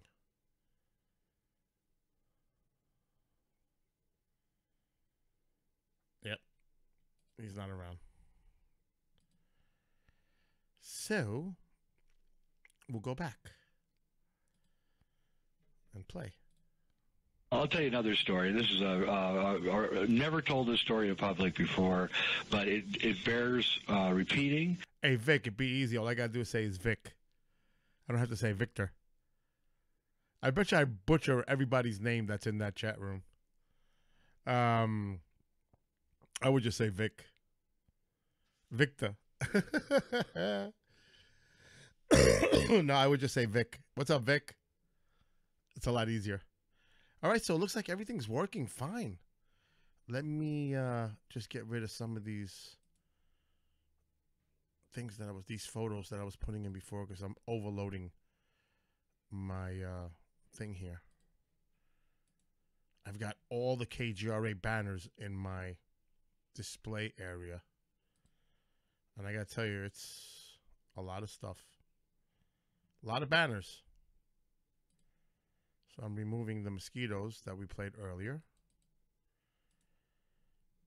And making room. Oh, I won't even say your last name, D. I won't even go there. It's Lorraine Babé. I hope I'm saying it right, Lorraine, because now that you say I say it right, I'll probably say it wrong. I won't even try, D. I don't even, because then I'll never hear the end of it. Yeah, that's true. People from Russia say Victor. That's right, weird guy. You're right. As you can see, I'm struggling with my voice. I'm still breathing a little difficult with the bronchitis, but it's not that wheezy so much no more, thank God. Let me see. I got to do a test, actually, with the webcam. See, the webcam is behind the banner. See, I would have to do a whole bunch of stuff. It should be an overlay. Let me try to see QP Science. And there I am. But if I was to, there's got to be a way. I wonder how this is coming up on YouTube. I haven't even checked YouTube to see how this looks. Okay, it covers the whole screen, the camera. I'm looking at YouTube right now. Okay, it does cover the whole screen. And you can see my KGRA shirt. There's the KGRA. Right there. That's the KGRA shirt. Right there.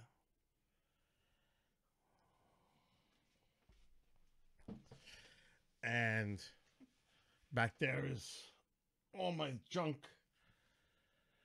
All my... You can see it now as I move.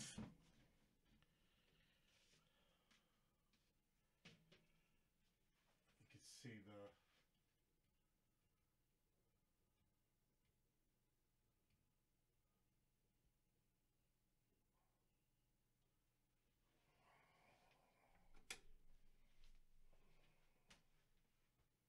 I don't know if you can see that.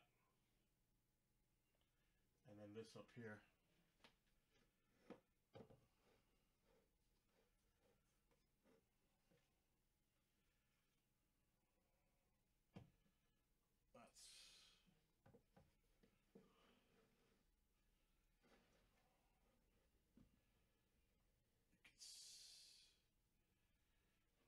You can see that. And there's the little guy.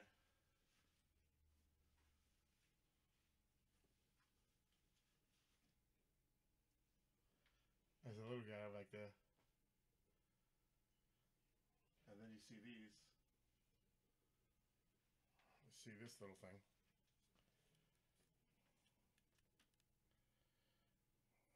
You're getting the glare here.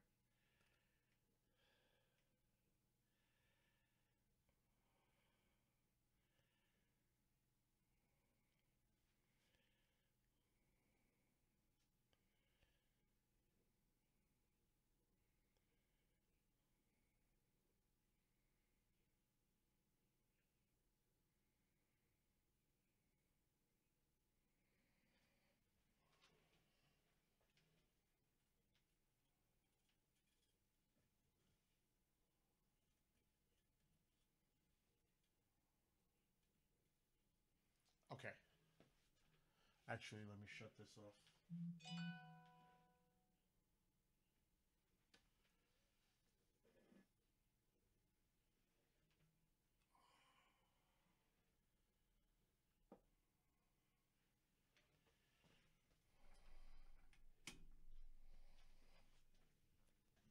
Yeah, those are my couple little toys back there.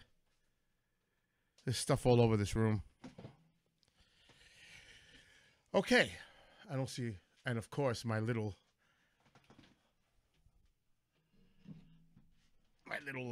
Iron Maiden kind of a thing. Gotta have that. That's...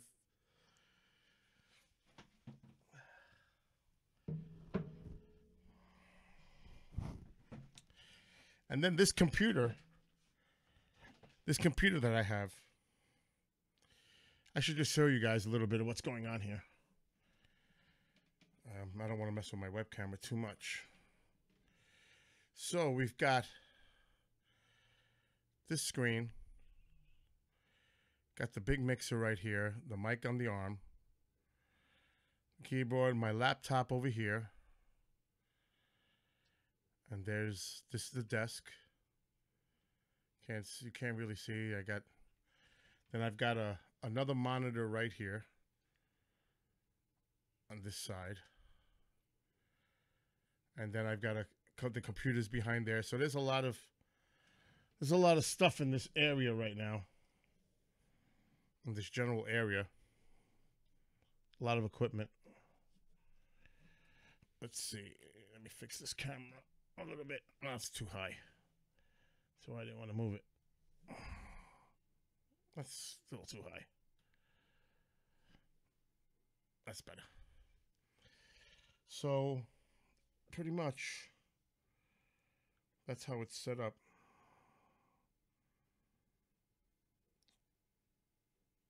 Just checking my phone. I love my new phone. This is the Samsung 8 Active. Love this phone. The battery lasts forever on this phone.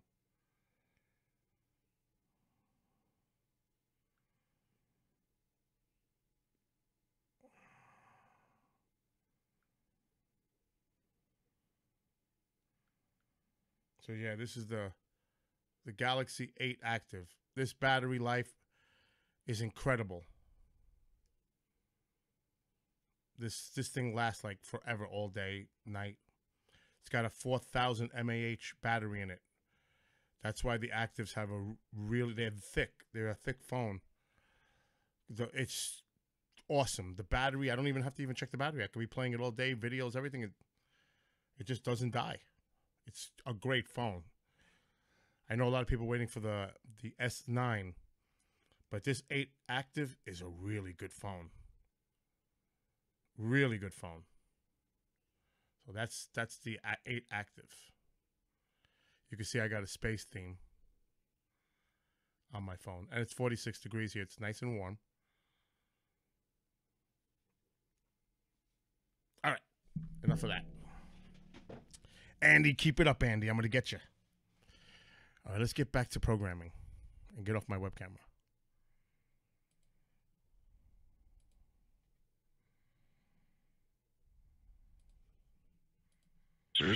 Came from the Billy Meyer material itself, where his primary Pleiadian contact explained to him that she's very matter of fact about it, that the Nazis were developing flying saucer technology back during the war, and it's curious to compare the fact that Billy Meyer's primary contact, this female called Semyasi, looks almost identical to Maria Orsic from the 1919 Vril Society. She certainly does. And it probably is Maria Orsic, by the way. Which doesn't surprise me, right? No. Interesting. I was handling the samples from the Myers case when I was working research with Dr. Marcel Vogel, who set up a laboratory to study unusual energies, and found that there was a cold fusion process in the metal samples and crystal samples that couldn't be done on Earth. It very well could have been Nazi secret space program provided that to substantiate the story that these are Palladian beings and not from the Nazi secret space program. I agree. I think that's exactly what was going on. There were Nazis were running around acting like they were aliens as a cover story, and it makes great sense. So I'm not saying there isn't aliens. I mean, I have a photograph on my wall of a UFO taken in 1907 in Colorado above a lodge. They were taking pictures of a newly built lodge, and they never even saw the UFO. But there it is, and you can see detail on it and everything. And this is a big 8x10 camera, so high resolution. And, so there were UFOs and things way, way before the Nazis. I'm not saying there weren't. I'm just saying that after the Nazis, that's when we started getting a lot of the cover stories.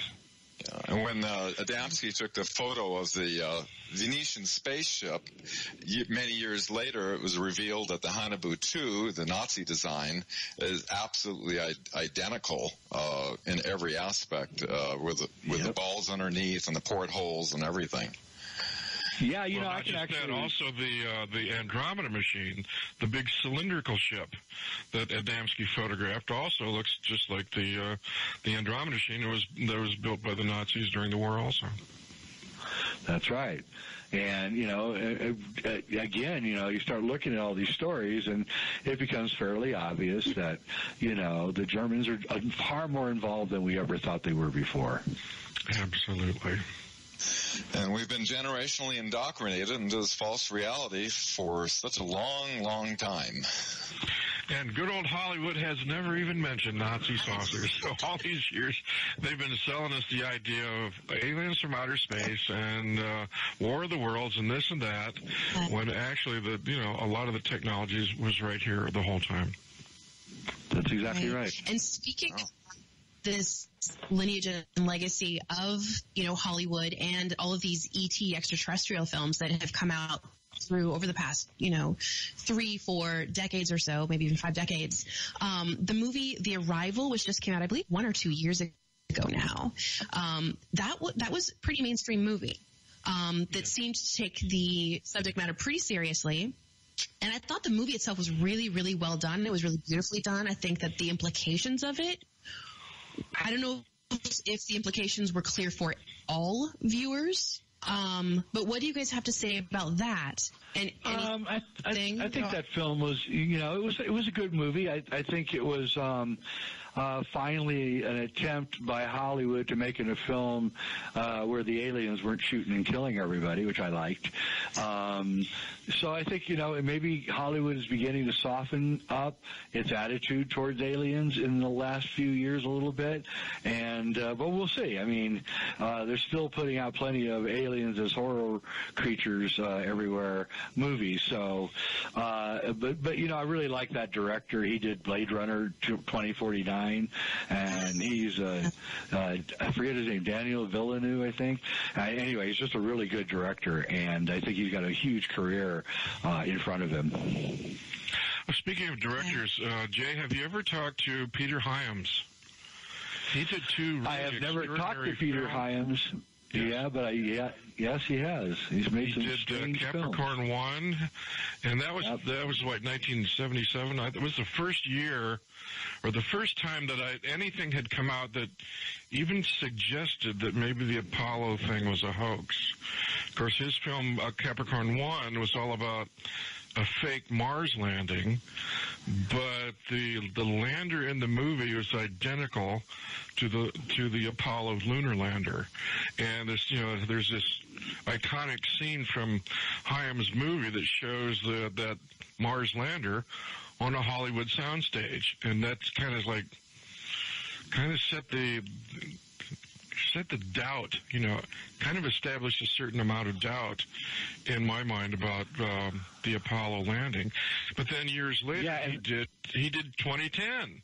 He did the sequel to 2001. Yeah. So that makes you think that he must know Kubrick. That's what I think. Well, I've heard him speak about Kubrick as if, he absolutely worshipped Stanley Kubrick. So. Yeah, I would say that Kubrick, my theory on Capricorn 1 is that he was talking, listen, I can tell you right now that many, many people in Hollywood know that Stanley Kubrick did the moon landings, okay? And they've told us in many movies that they believe this, okay? So it's a matter of fact in Hollywood among the bigwigs. So I think he was talking to Peter Hyams, who was probably, oh my God, my idol, I get to spend 20 minutes with him. And Kubrick goes, have you ever thought about making a film about maybe a fake Mars mission, something like that? And he's like, whoa, no. He goes, yeah, I think you should do that. It's going to be a good idea. And it was Kubrick influencing Hyams to show the truth. And I would love to have been in the theater with Stanley watching that movie.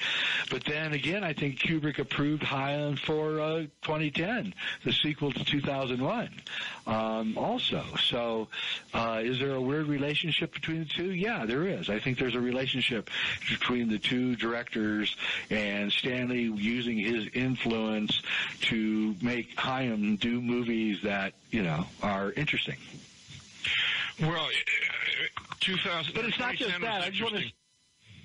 Yeah, 2010 was interesting because he kind of contradicted the villainous Hal that Kubrick had done in 2001. That they resurrected Hal so Hal could be the hero, and I thought, well, that smacks of Arthur C. Clarke, because he's an atheist and a transhumanist to begin with, so he would want to see Hal be the hero, and so that's that to me was the biggest departure with 2010. Yeah, I'm not sure. I'm not sure what Kubrick thought of 2010. I thought that, the whole ending and exploding the planet, or the sun, exploding Jupiter, making it into a sun was kind of interesting. But it was, all in all, a fairly disappointing film, I thought. And I never really liked Peter Hyams' movies too much. I thought he was not that good of a director. But I was looking. Okay, I'm going to actually try to pick it up from a different stream and see if it sounds any better. I'm going to experiment right now, since I am in that phase of doing this. Let's see what this sounds like comes from here. Okay. KGRA. Buzz Lightyear is a hero astronaut who's a toy. and he thinks he's a real astronaut. And all the other toys laugh at him and tell him, you're just a toy, you're not a hero astronaut. And then one day Buzz Lightyear looks up at the TV, he sees an ad for Buzz Lightyear, the toy, and realizes that he is a toy. And then he tries to leap off of this banister to go to the moon to prove that he's not a toy. And the background wallpaper in this scene is the exact duplicate. I think the other one sounds better. So let's see. 7, which I'm in. Yep.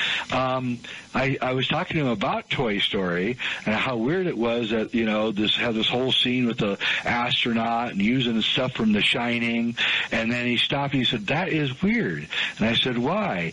And he said, because when I did the crowdfunder for Room 237, the guy who put in most of the money was one of the producers of Toy Story. I went, really?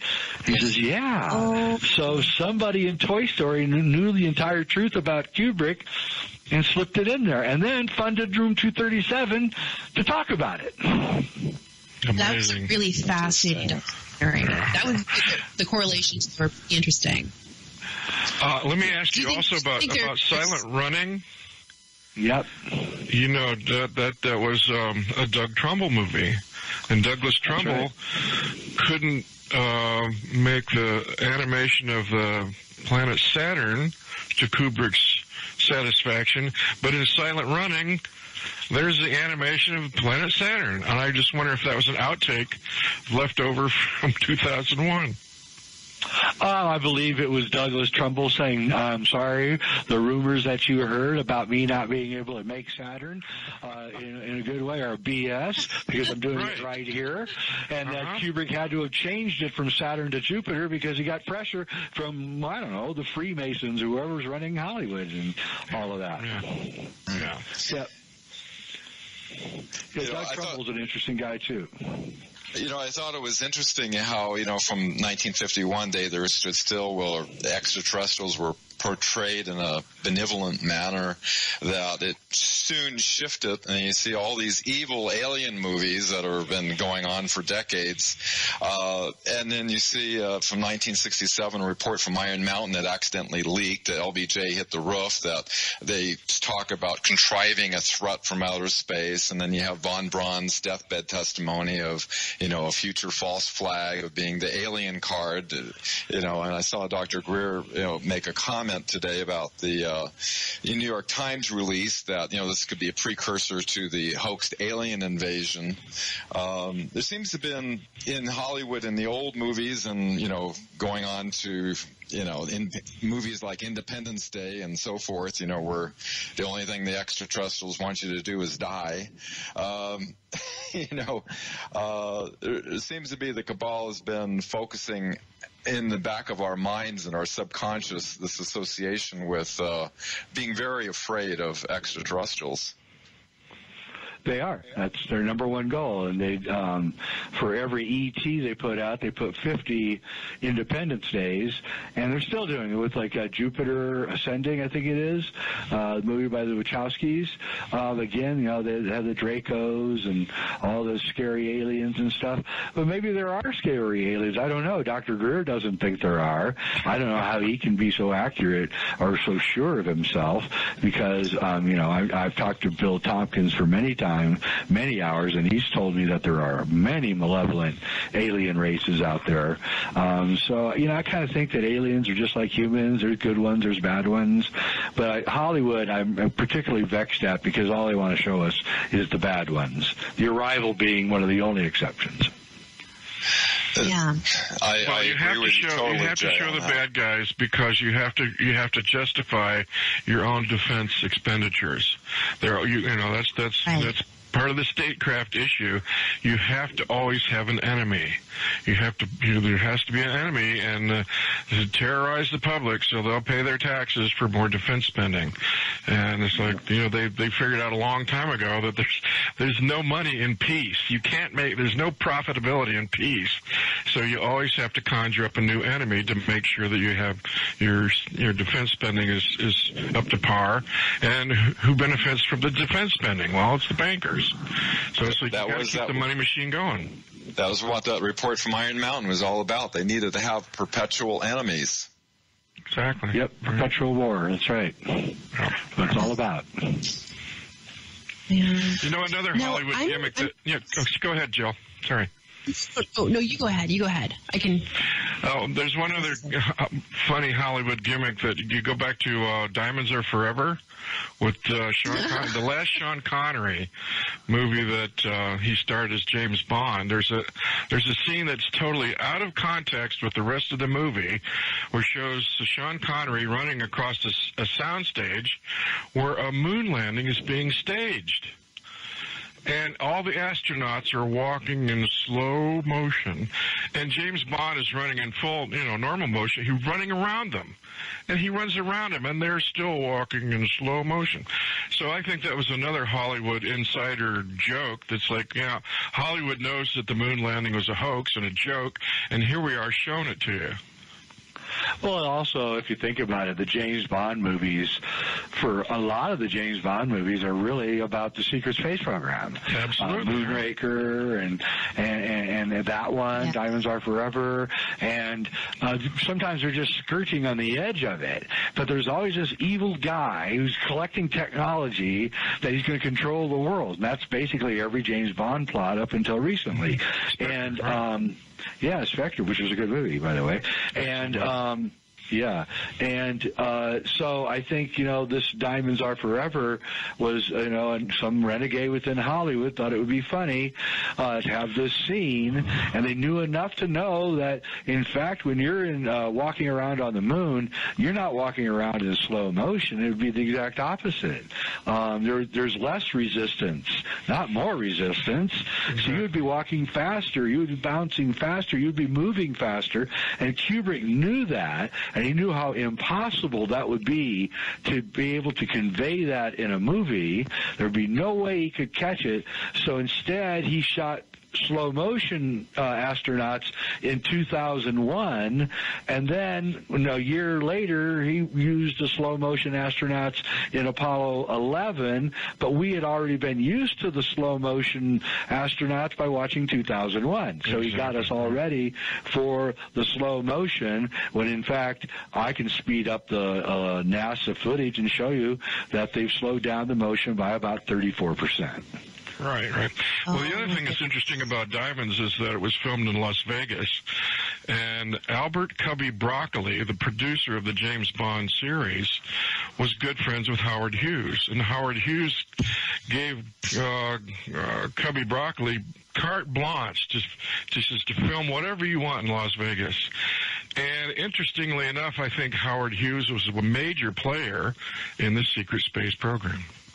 He was. That's one of the reasons he went dark. Was he was doing experiments. He couldn't say anything, so they created this thing that he was a recluse living in a hotel and could never come out, but he was probably more likely been recruited into the secret space program.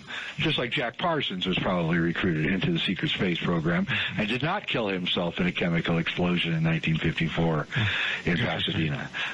Well, Howard Hughes had, he had a whole network of aerospace companies, so he would, who would you want involved? He was connected with the CIA also, so he would be perfect. Well, and he was a closet Nazi supporter, so there you go. Okay, takes care of that. Yep. Yeah, so he was definitely an integral guy in the creation of the the second phase, I will call it, of the secret space program. That would be the mid '60s and on was when they began. And, and you can see that if you're like Jim, you observe, you can see that UFOs are evolving technically from the '50s to the '60s to the '70s to the '80s until now, and they've gotten better. Mom comes in. I'm a little busy, Mom. Hold on. Better at it. And yeah, if you look. What's up, Race? Hold on. Yes, Mom. No, I said that would have been great for him in that room. Yeah, I know, but it's here in my room. Anyway, Race, you there? Yeah. Okay. Are you watching? Mom, please, I'm talking to Race. I understand. Okay, now's not a good time. You see my little test? You need to talk to your mom. Why? Don't ever put her off on my account. Oh, stop. That's your mother. She's talking about a freaking light in my room. That's your mother. I know. You're right. So what do you think? It's your mother. Dude, I cannot find a sign-in for fucking YouTube KGRA nowhere. What? I don't have it. I don't have it in my saved passwords on my Google browser. Do you have it on? Does Nate have it or Warren? When I go to YouTube, it's already got me signed in as Race Hobbs, globalradiolines@gmail.com. All right, be careful. We're on live. We're live on my YouTube. Fuck. Are you serious? Yes, I'm streaming the freaking channel, the station right now. Well, you didn't back on your phone. Yeah, call my phone. Oh my. Oh my. Let me wait for him to call me on my phone. Yeah, 18 plus time. All right, hold on. Hold on. Don't say anything. I got to put the music back on the station and then mute it. Let me mute my mic.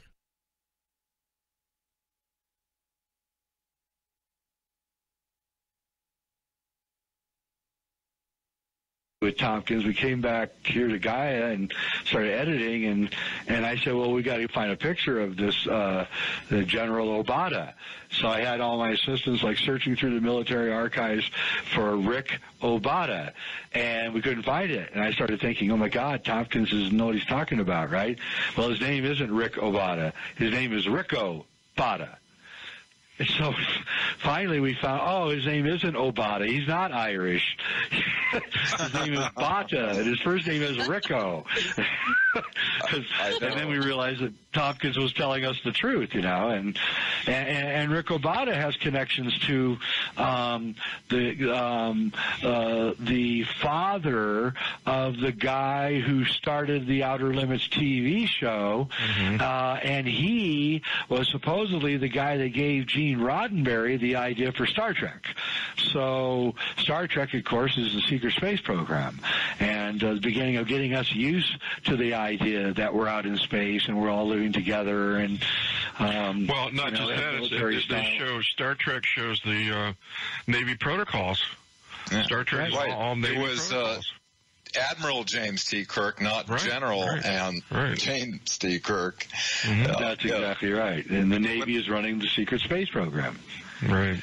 Yeah, Tompkins would not always get his names and dates correctly. I was shocked when I just finished reading his book on Selected by Extraterrestrials, where he said that an 8,000-foot long cigar-shaped craft hovered over the USS Coral Sea, which shocked the hell out of me because that's where my father was stationed in that exact same time era.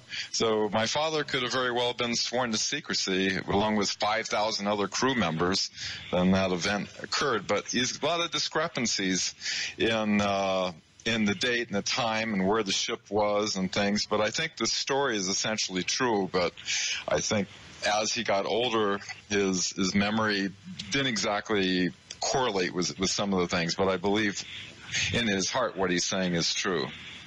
Yeah, he was mostly true. I mean, he did get some things wrong. But, hey, he was 95 years old. He can get things wrong, Right. A long time ago to remember things. Absolutely. But no, it's a fascinating story, of course, and he's actually said that right underneath the whole entire Northern California, Southern Oregon area is a cavern like so huge that you could put like 5 New Yorks in it. So I have a funny feeling he may be right about that. Well, not only that, there's stories of underground channels where submarines can actually go as far as Utah, Nevada, under the continental shelf. Yeah, there's a submarine repair base in Nevada. Yeah, well, there's John Lear told me that there's a space, and so I was driving by it, and I went and looked, and there it was. It says underwater repair place, right outside. In the middle of the friggin' desert. I mean, what's this all about, right? Yeah. Well, they have a friend up in Sandpoint, Idaho, who's next to the great Ponderay Lake up there, and the Navy tests submarines up there, too. So, I wonder how they get there. There's water systems all under the United States. Yeah. I was surprised.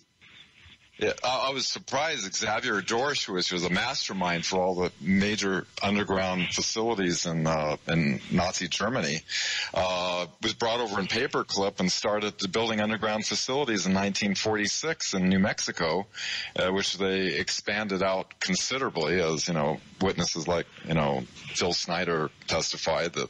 They've got, 130 some of these huge underground facilities with maglev trains running all over the place. Yeah. Denver Airport is one of them. Mm-hmm. So yeah, exactly. Denver Airport is part of the continuity of government. Where do you guys fall? And I'm talking specifically to Jim and Jay now. Where do you guys fall in the whole Phil Schneider conflict? Oh, do you believe what Phil had? Yes, I do. I'm sorry. Phil Schneider. Yeah. Phil Schneider's father was brought in on Paperclip, Operation Paperclip. He was a German officer. And Phil Schneider, from an early age, and we now know from the testimony of these guys that a lot of these guys are taken in at an early age, 5, 6, 7 years old, like Tompkins. And they're taken in and they're groomed. And Schneider was groomed. He was a construction engineer. He was one of the guys behind the building of these massive complexes. And then after he got shot at by the aliens, he decided to come out and speak. And, of course, he paid for it with his life. Yeah, I've listened to Phil Schneider, and there's nothing in his testimony that rings false to me. Same here. Very sincere guy, and he has no reason to come forth. Not like he was making tons of money or anything. I mean, so no, I believe him, and I believe that. I was just in Dulce about 2 months ago, doing some investigations, and I absolutely believe there's something there. The locals convinced me beyond any shadow of a doubt. They hear trains underground at night and all sorts of things. So I'm totally convinced there's something there. When I was going up to see Bob Lazar near Area 51 outside, which I filmed the event first time he appeared to the public, I stopped at Dulce in the gas station when I was filling up for gas. So, there was cattle mutilation that night. So there was a lot of activity in that area. And a lot of weird creatures are seen around the area, especially in the last 7 or 8 years. And it really looks like, the rumors of experiments going on underneath the mesa there. Like maybe some of these experiments are getting loose because, too many people are reporting too many weird creatures being sighted. Well, it's we are doing hybrids. We talk a lot about the UFO technology and the secret space, but along what is goes along with that is the cloning that were the German experiments during the war. Were they developing clones specifically for space travel? We got to interview Phil Corso at the 50th anniversary of the Roswell crash, and he was absolutely adamant that the creatures that they found at the Roswell crash were really not. They were clones. He said they were manufactured creatures. And we asked, you mean they look like clones? He says, no, they were clones. He was very specific about it. So what we don't talk about is the fact that, along with the secret space program, have we been developing clone operations to personnel to man these space fleet ships, because you got to think about it. Flying around in space is not the human physiology is not designed for that. So you wonder, are they designing creatures that have a physiology that can tolerate extended space travel? Well, I've been told, of course, they've been doing that since the 60s with the super soldier programs and things. But I've heard that the Greys are a kind of a robot clone being used by nefarious alien races on us for a long, long time. And I think that's actually true. And so I don't think that we developed the Greys. I think the Greys were developed by something else, somebody else. Well, I just wonder if we have accessed that technology also, because Stephen Greer talks about the program life forms the PLFs that we were designing also. So it's like, has that technology been introduced to our own space program? It has now, yes. They're using it right now, and they've been using it for about 15 years. And he said, one of these creatures could walk up to you and just, oh, it's an alien from outer space. He says, no, it was manufactured in some company down in Georgia or whatever. So I said, this is part of the confusion. It's deliberate confusion, so the public does not know what's real, what's alien, what's cyborg, or what's a clone. Yeah, William Casey, the head of the CIA, he said that's what his goal was to make sure that we know absolutely nothing about what's going on. Mm-hmm. Well, I think they did a good job.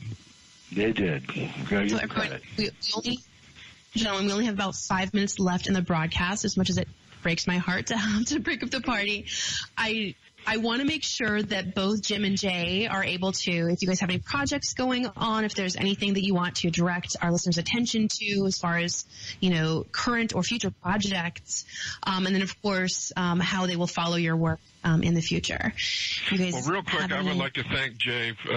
Jay, I've been an admirer of your research for a long time, and it's just a delight to finally get to meet you. I'm one of those kids that when I was in freshman in college, I got to see 2001: A Space Odyssey in Cinerama, and it completely blew my mind. And I would go back and watch it repeatedly in Cinerama, and I feel sorry for anybody who's never seen the Cinerama or 2001: A Space Odyssey the way it was originally intended. I was the same way. I watched it 100 times probably before I was 22 years old, and in the Cinerama screen, and it changed my life forever. It was my first religious experience. As for me, as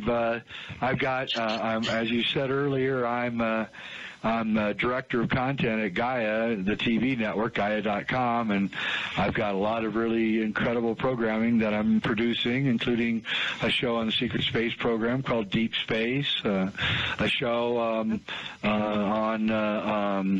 Hollywood Decoded is also on the site. I'm in that show, and a whole bunch of other stuff. So you really want to find out what I'm doing, you're going to have to go over to Gaia.com and check it out. I think for 99 cents you can get a whole month for free.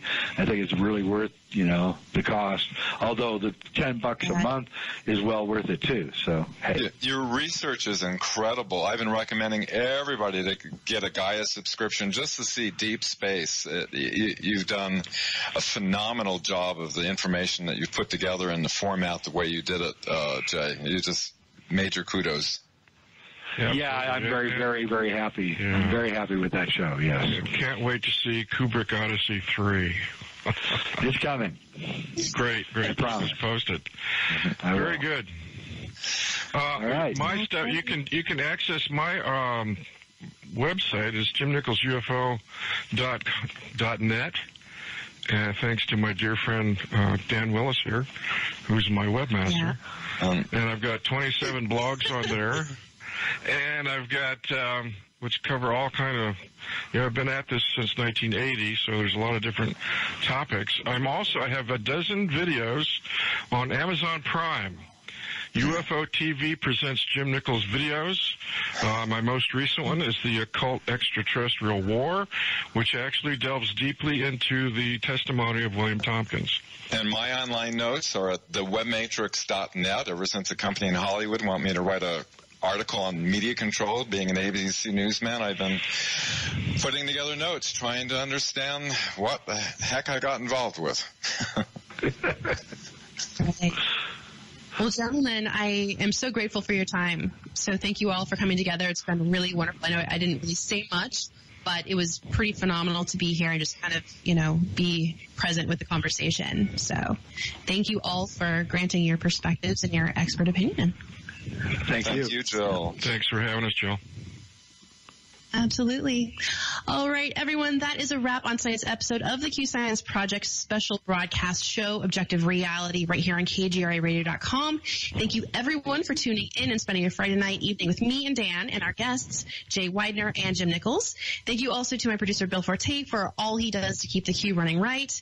Next Friday night, Let's see. Can't remember what we have going on, but you'll want to tune in for that for sure.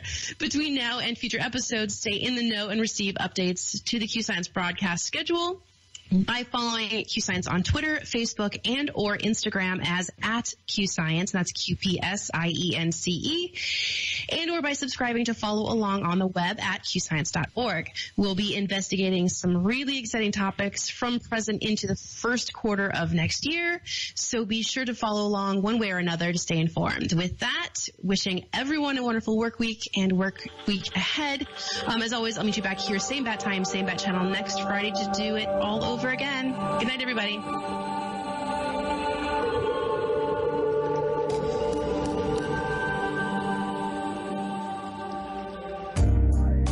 Hi, it's AJ from Vibes, Mind, Body, Spirit. Have you been searching for unique items to create or add to your sacred space? What about tools for your holistic healing? Or those one-of-a-kind magical ingredients to manifest your desires? Well, look no more, because Vibes has a variety of items to assist you in your spiritual journey. From crystals to candles, incense to books, tapestries to jewelry, OnlineVibes.com has what you're seeking. We even have some thoughtful and mindful gifts to share with your friends and family too. Visit us at OnlineVibes.com from the comfort of your home, or give us a call at 385-244-1099 to have your order beautifully packaged and sent directly to you or a loved one. And right now, take advantage of the coupon code KGRA at checkout to receive 15% off any order. Remember, online, VIBEZ.com.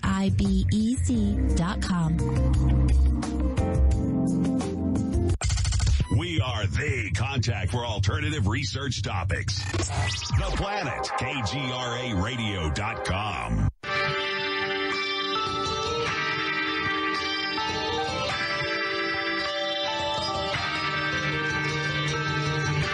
In the last years of the 19th century, that human affairs were being watched from the timeless worlds of space. No one could have dreamed we were being scrutinized as someone with a microscope studies creatures that swarm and multiply in a drop of water. Few men even considered the possibility of life on other planets. And yet, across the gulf of space, minds immeasurably superior to ours regarded this Earth with envious eyes. And slowly and surely, they drew their plans against us.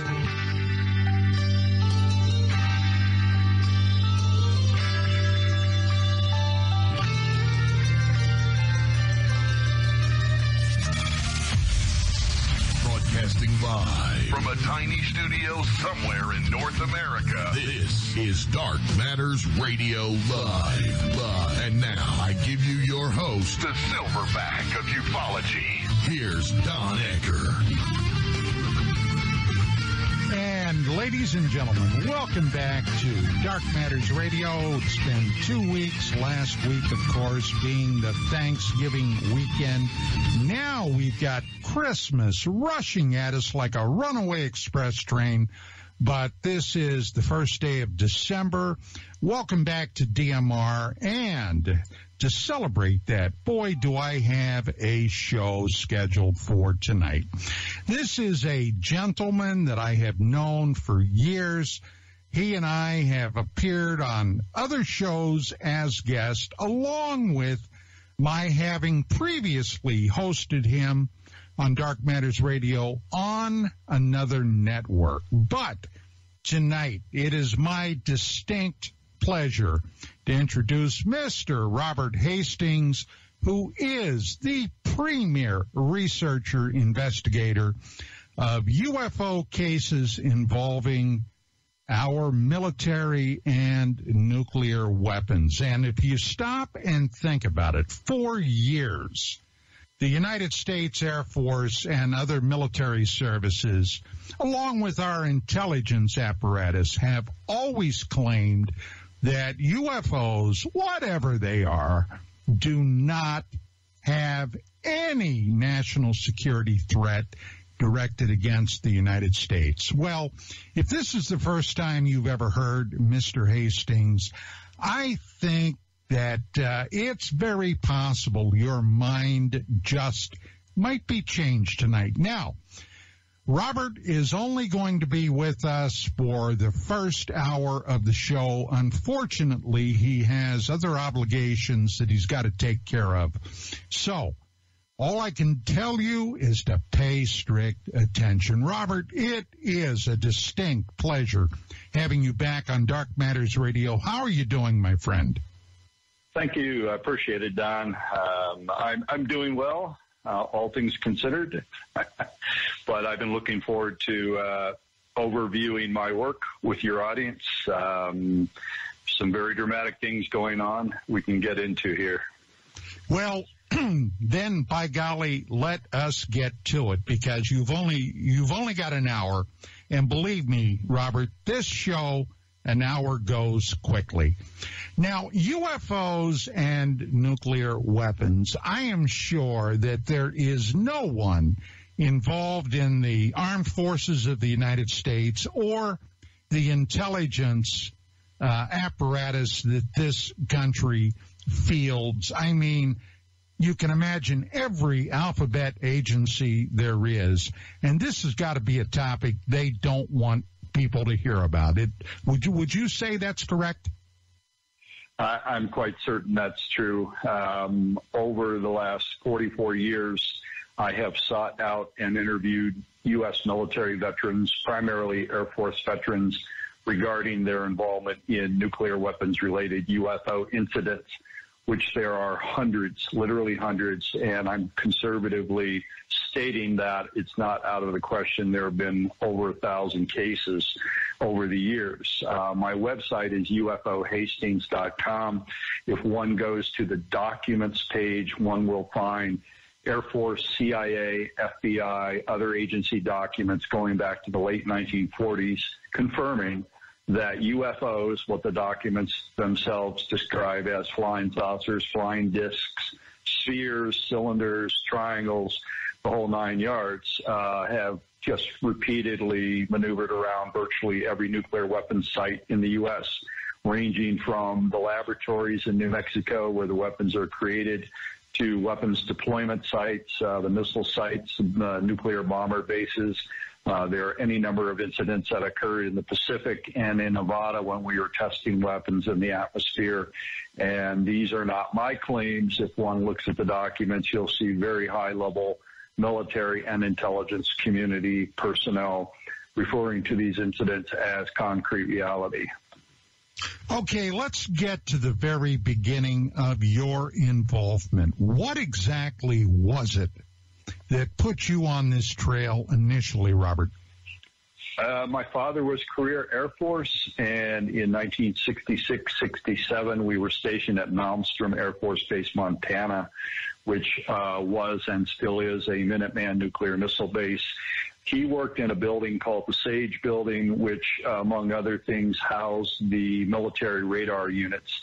And he was in touch with people who were watching radar all day long, primarily trying to make sure that Soviet aircraft didn't invade North American airspace. In the spring of 67, there began to be rumors of unknown aerial objects being tracked on the radars at the Sage Building, and further, these unknown aerial craft were maneuvering near the Minuteman missile sites. At the same time, I was a junior in high school. However, I had managed to get a job 3 nights a week at the Malmstrom Air Traffic Control Tower. I was a janitor. I pushed a broom. I emptied trash cans. And over the course of several months, I made the acquaintance of one of the FAA controllers, actually a supervisor. There were both FAA and military radar operators in the tower. And I had a curiosity about radar, how it worked, and so on. And in the break room during his work breaks, he would tutor me basically on radar theory and operation. So we had this sort of relationship. One night, we estimate it was probably mid to late March of 67. I walked into the radar room called RAPCON, Radar Approach and Control, just doing my job. And he kind of motioned me over to a scope and pointed out what looked like to me 5 little blobs in sort of an irregular formation. And he said, we're tracking unknown objects or UFOs. I don't know I can't remember after all these years the exact term he used. I quickly understood that this was something out of the ordinary. Got kind of excited and I guess peppered him with questions, and his whole manner abruptly changed, and he said, just come back later. And when I came back later that night and cleaned up, he didn't want to talk about this. And later in the week when I tried to approach him in the break room, he definitely did not want to talk about this. So coupled with what my father was telling us, the family at night, about what was occurring at the Sage building with the military radars, it was clear to me something was going on that was out of the ordinary. And apparently it involved bona fide UFOs maneuvering around the missile sites. Now, I was a teenager. I couldn't really do anything with this information. But I can only imagine, Robert. I can only imagine the sense of excitement, perhaps even anxiety you must have been feeling. I was excited. I don't think I was anxious. You know, UFOs were big news in the 1960s. All of the major news magazines and television networks were covering stories because there was lots of UFO activity in the mid-60s. So I was already pretty excited about the topic, but this particular series of experiences at Malmstrom made me think, you know, this is important. And so I began paying close attention to anything I could read about it in the media. But in 73, the year after I graduated from college, a well-known researcher named Ray Fowler, actually it was in 74, wrote a book called UFOs, Interplanetary Visitors. And in the book, he actually talked about UFOs hovering above the missiles at Malmstrom and the missiles going haywire.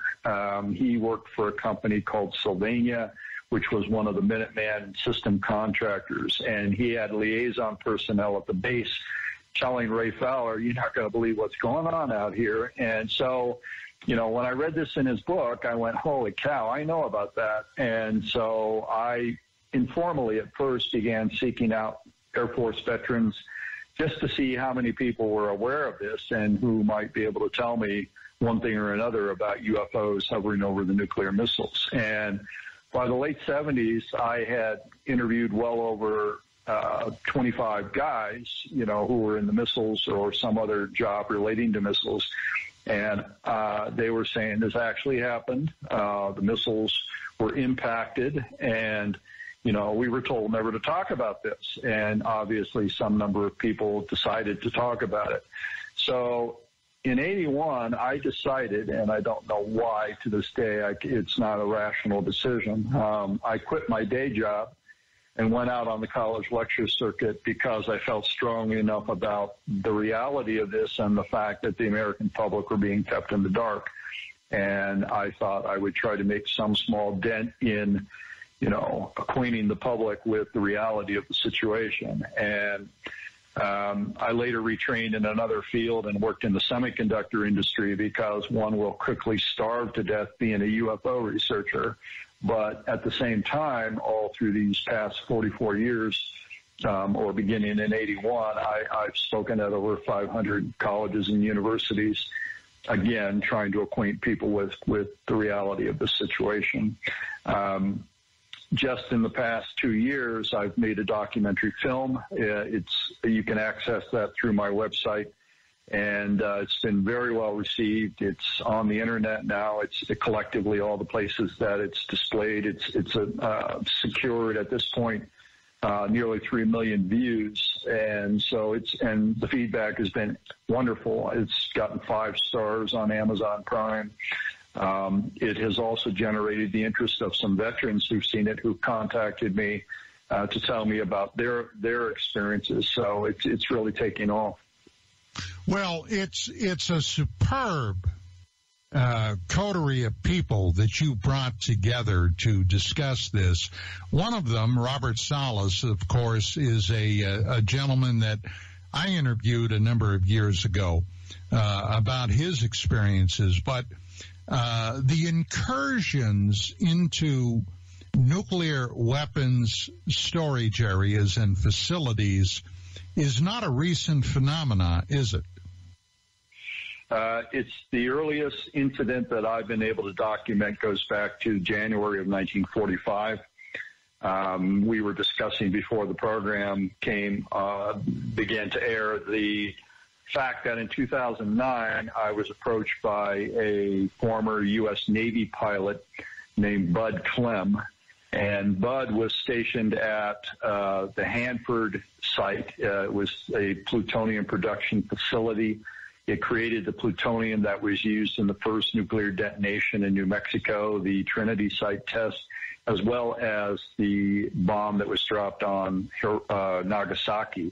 The Hiroshima bomb was a uranium-based bomb. But in any case, in 2009, Mr. Clem contacted me and said that my Navy Hellcat fighter unit was stationed at Naval Air Station Pasco in Washington State, which is right across the river from the Hanford site.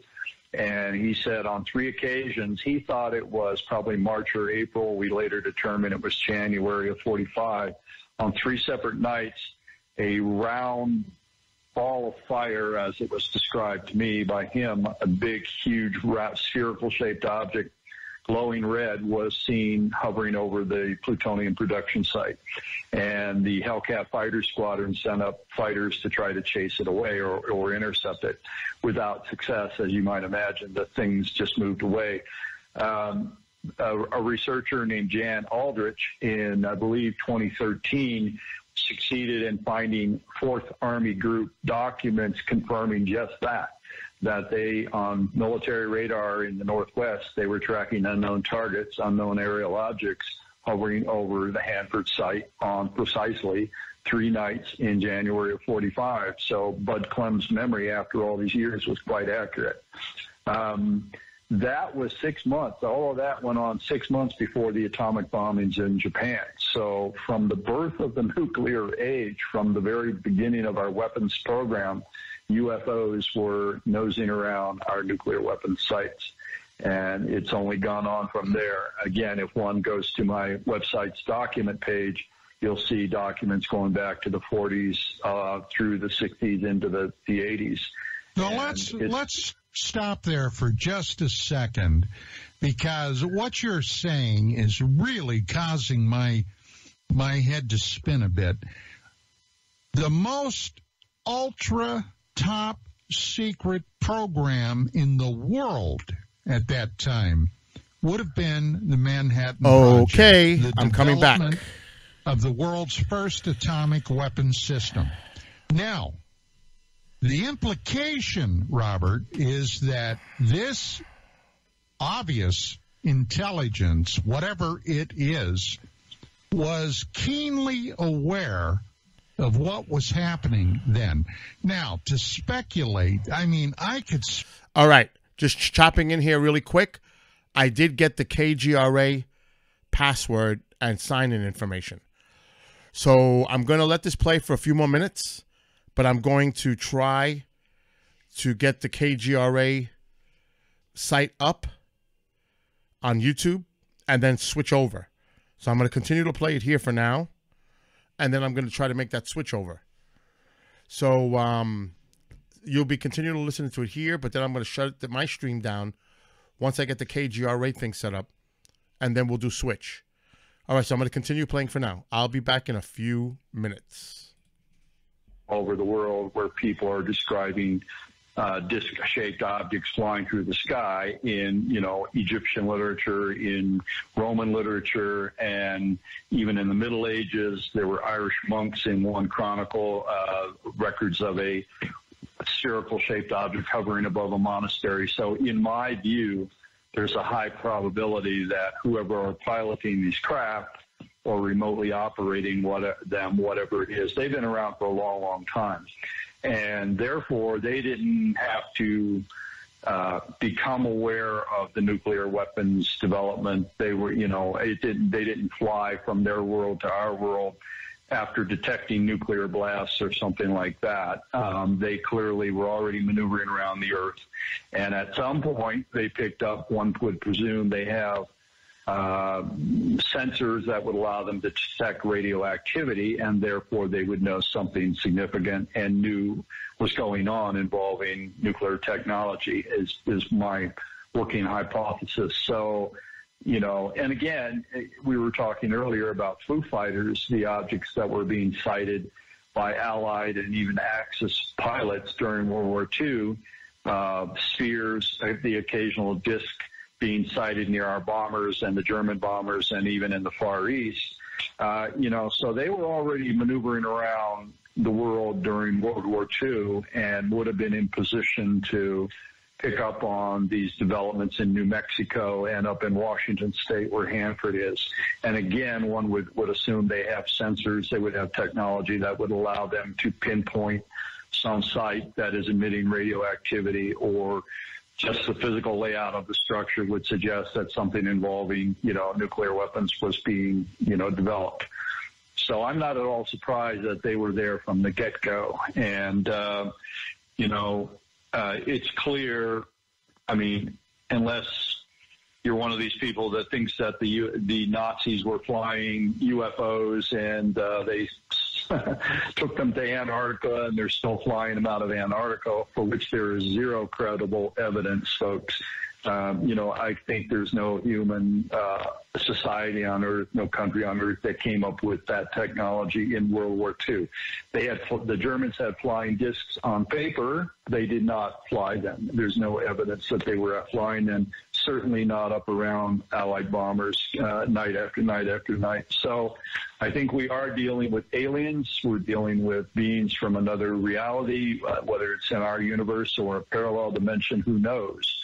But the radar data alone, going back to the 40s, you know, the famous case in July of 52 over Washington, D.C., they were tracking objects at one point doing 7,000 miles per hour, which then instantly stopped on a dime.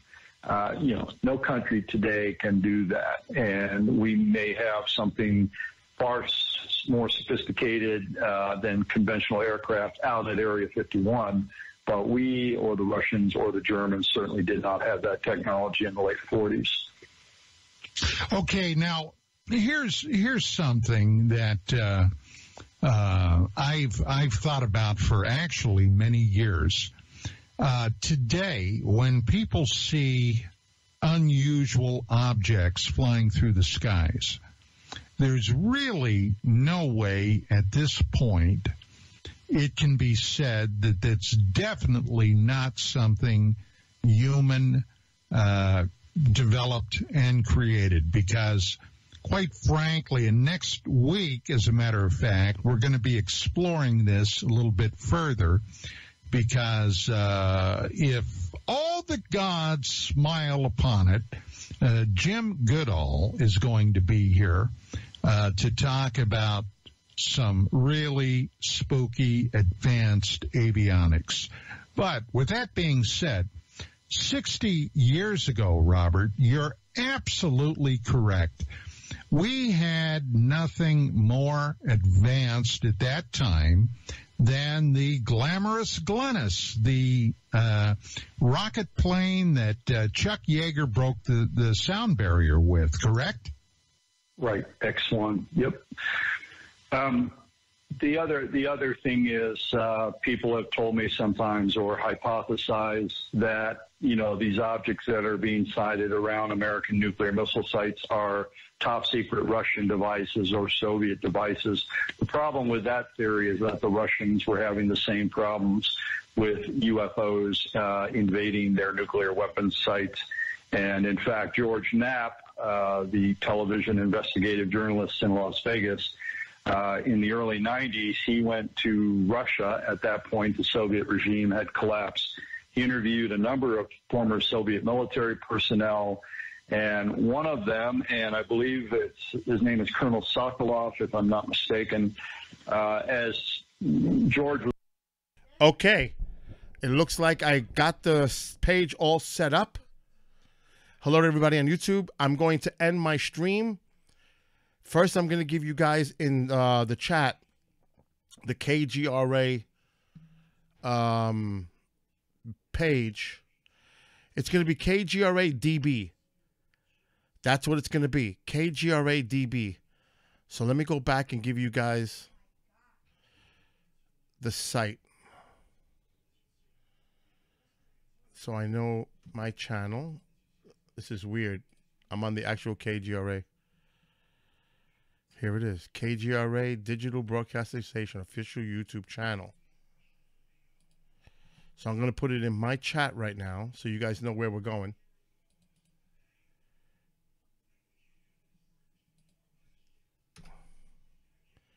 Oh, it won't let me do the link. But then again, I can make... Oh, let me just do this. Hello. Okay, so now, as the owner, I should be able to make a mod. Okay, so now I've got to sign into my account so I can allow...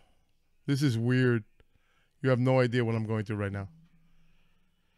KGRA. Now I hope it allows me to sign into my YouTube. Or is it going to come up KGRA? Okay, so now I got to go into chat.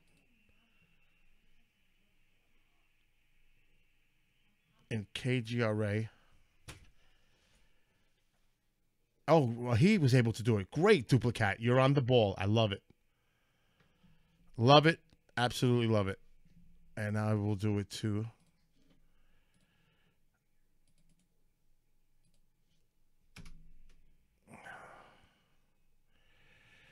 Okay, so now I'm totally confused because I'm on two different sites here.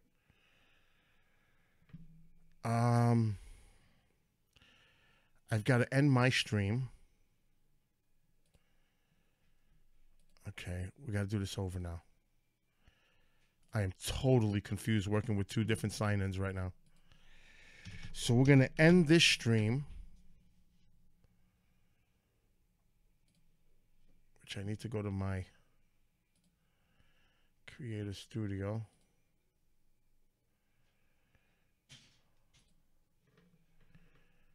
All right, Creator Studio live streaming. Okay. All right. So now I'm going to stop my stream and then reset it with the new code for the KGRA site. All right, everybody. We're going to switch over. I'm going to do it now. So this is done. I'm going to end my stream and start over there. I'll be back in a few on the official KGRA YouTube site. See you in a few.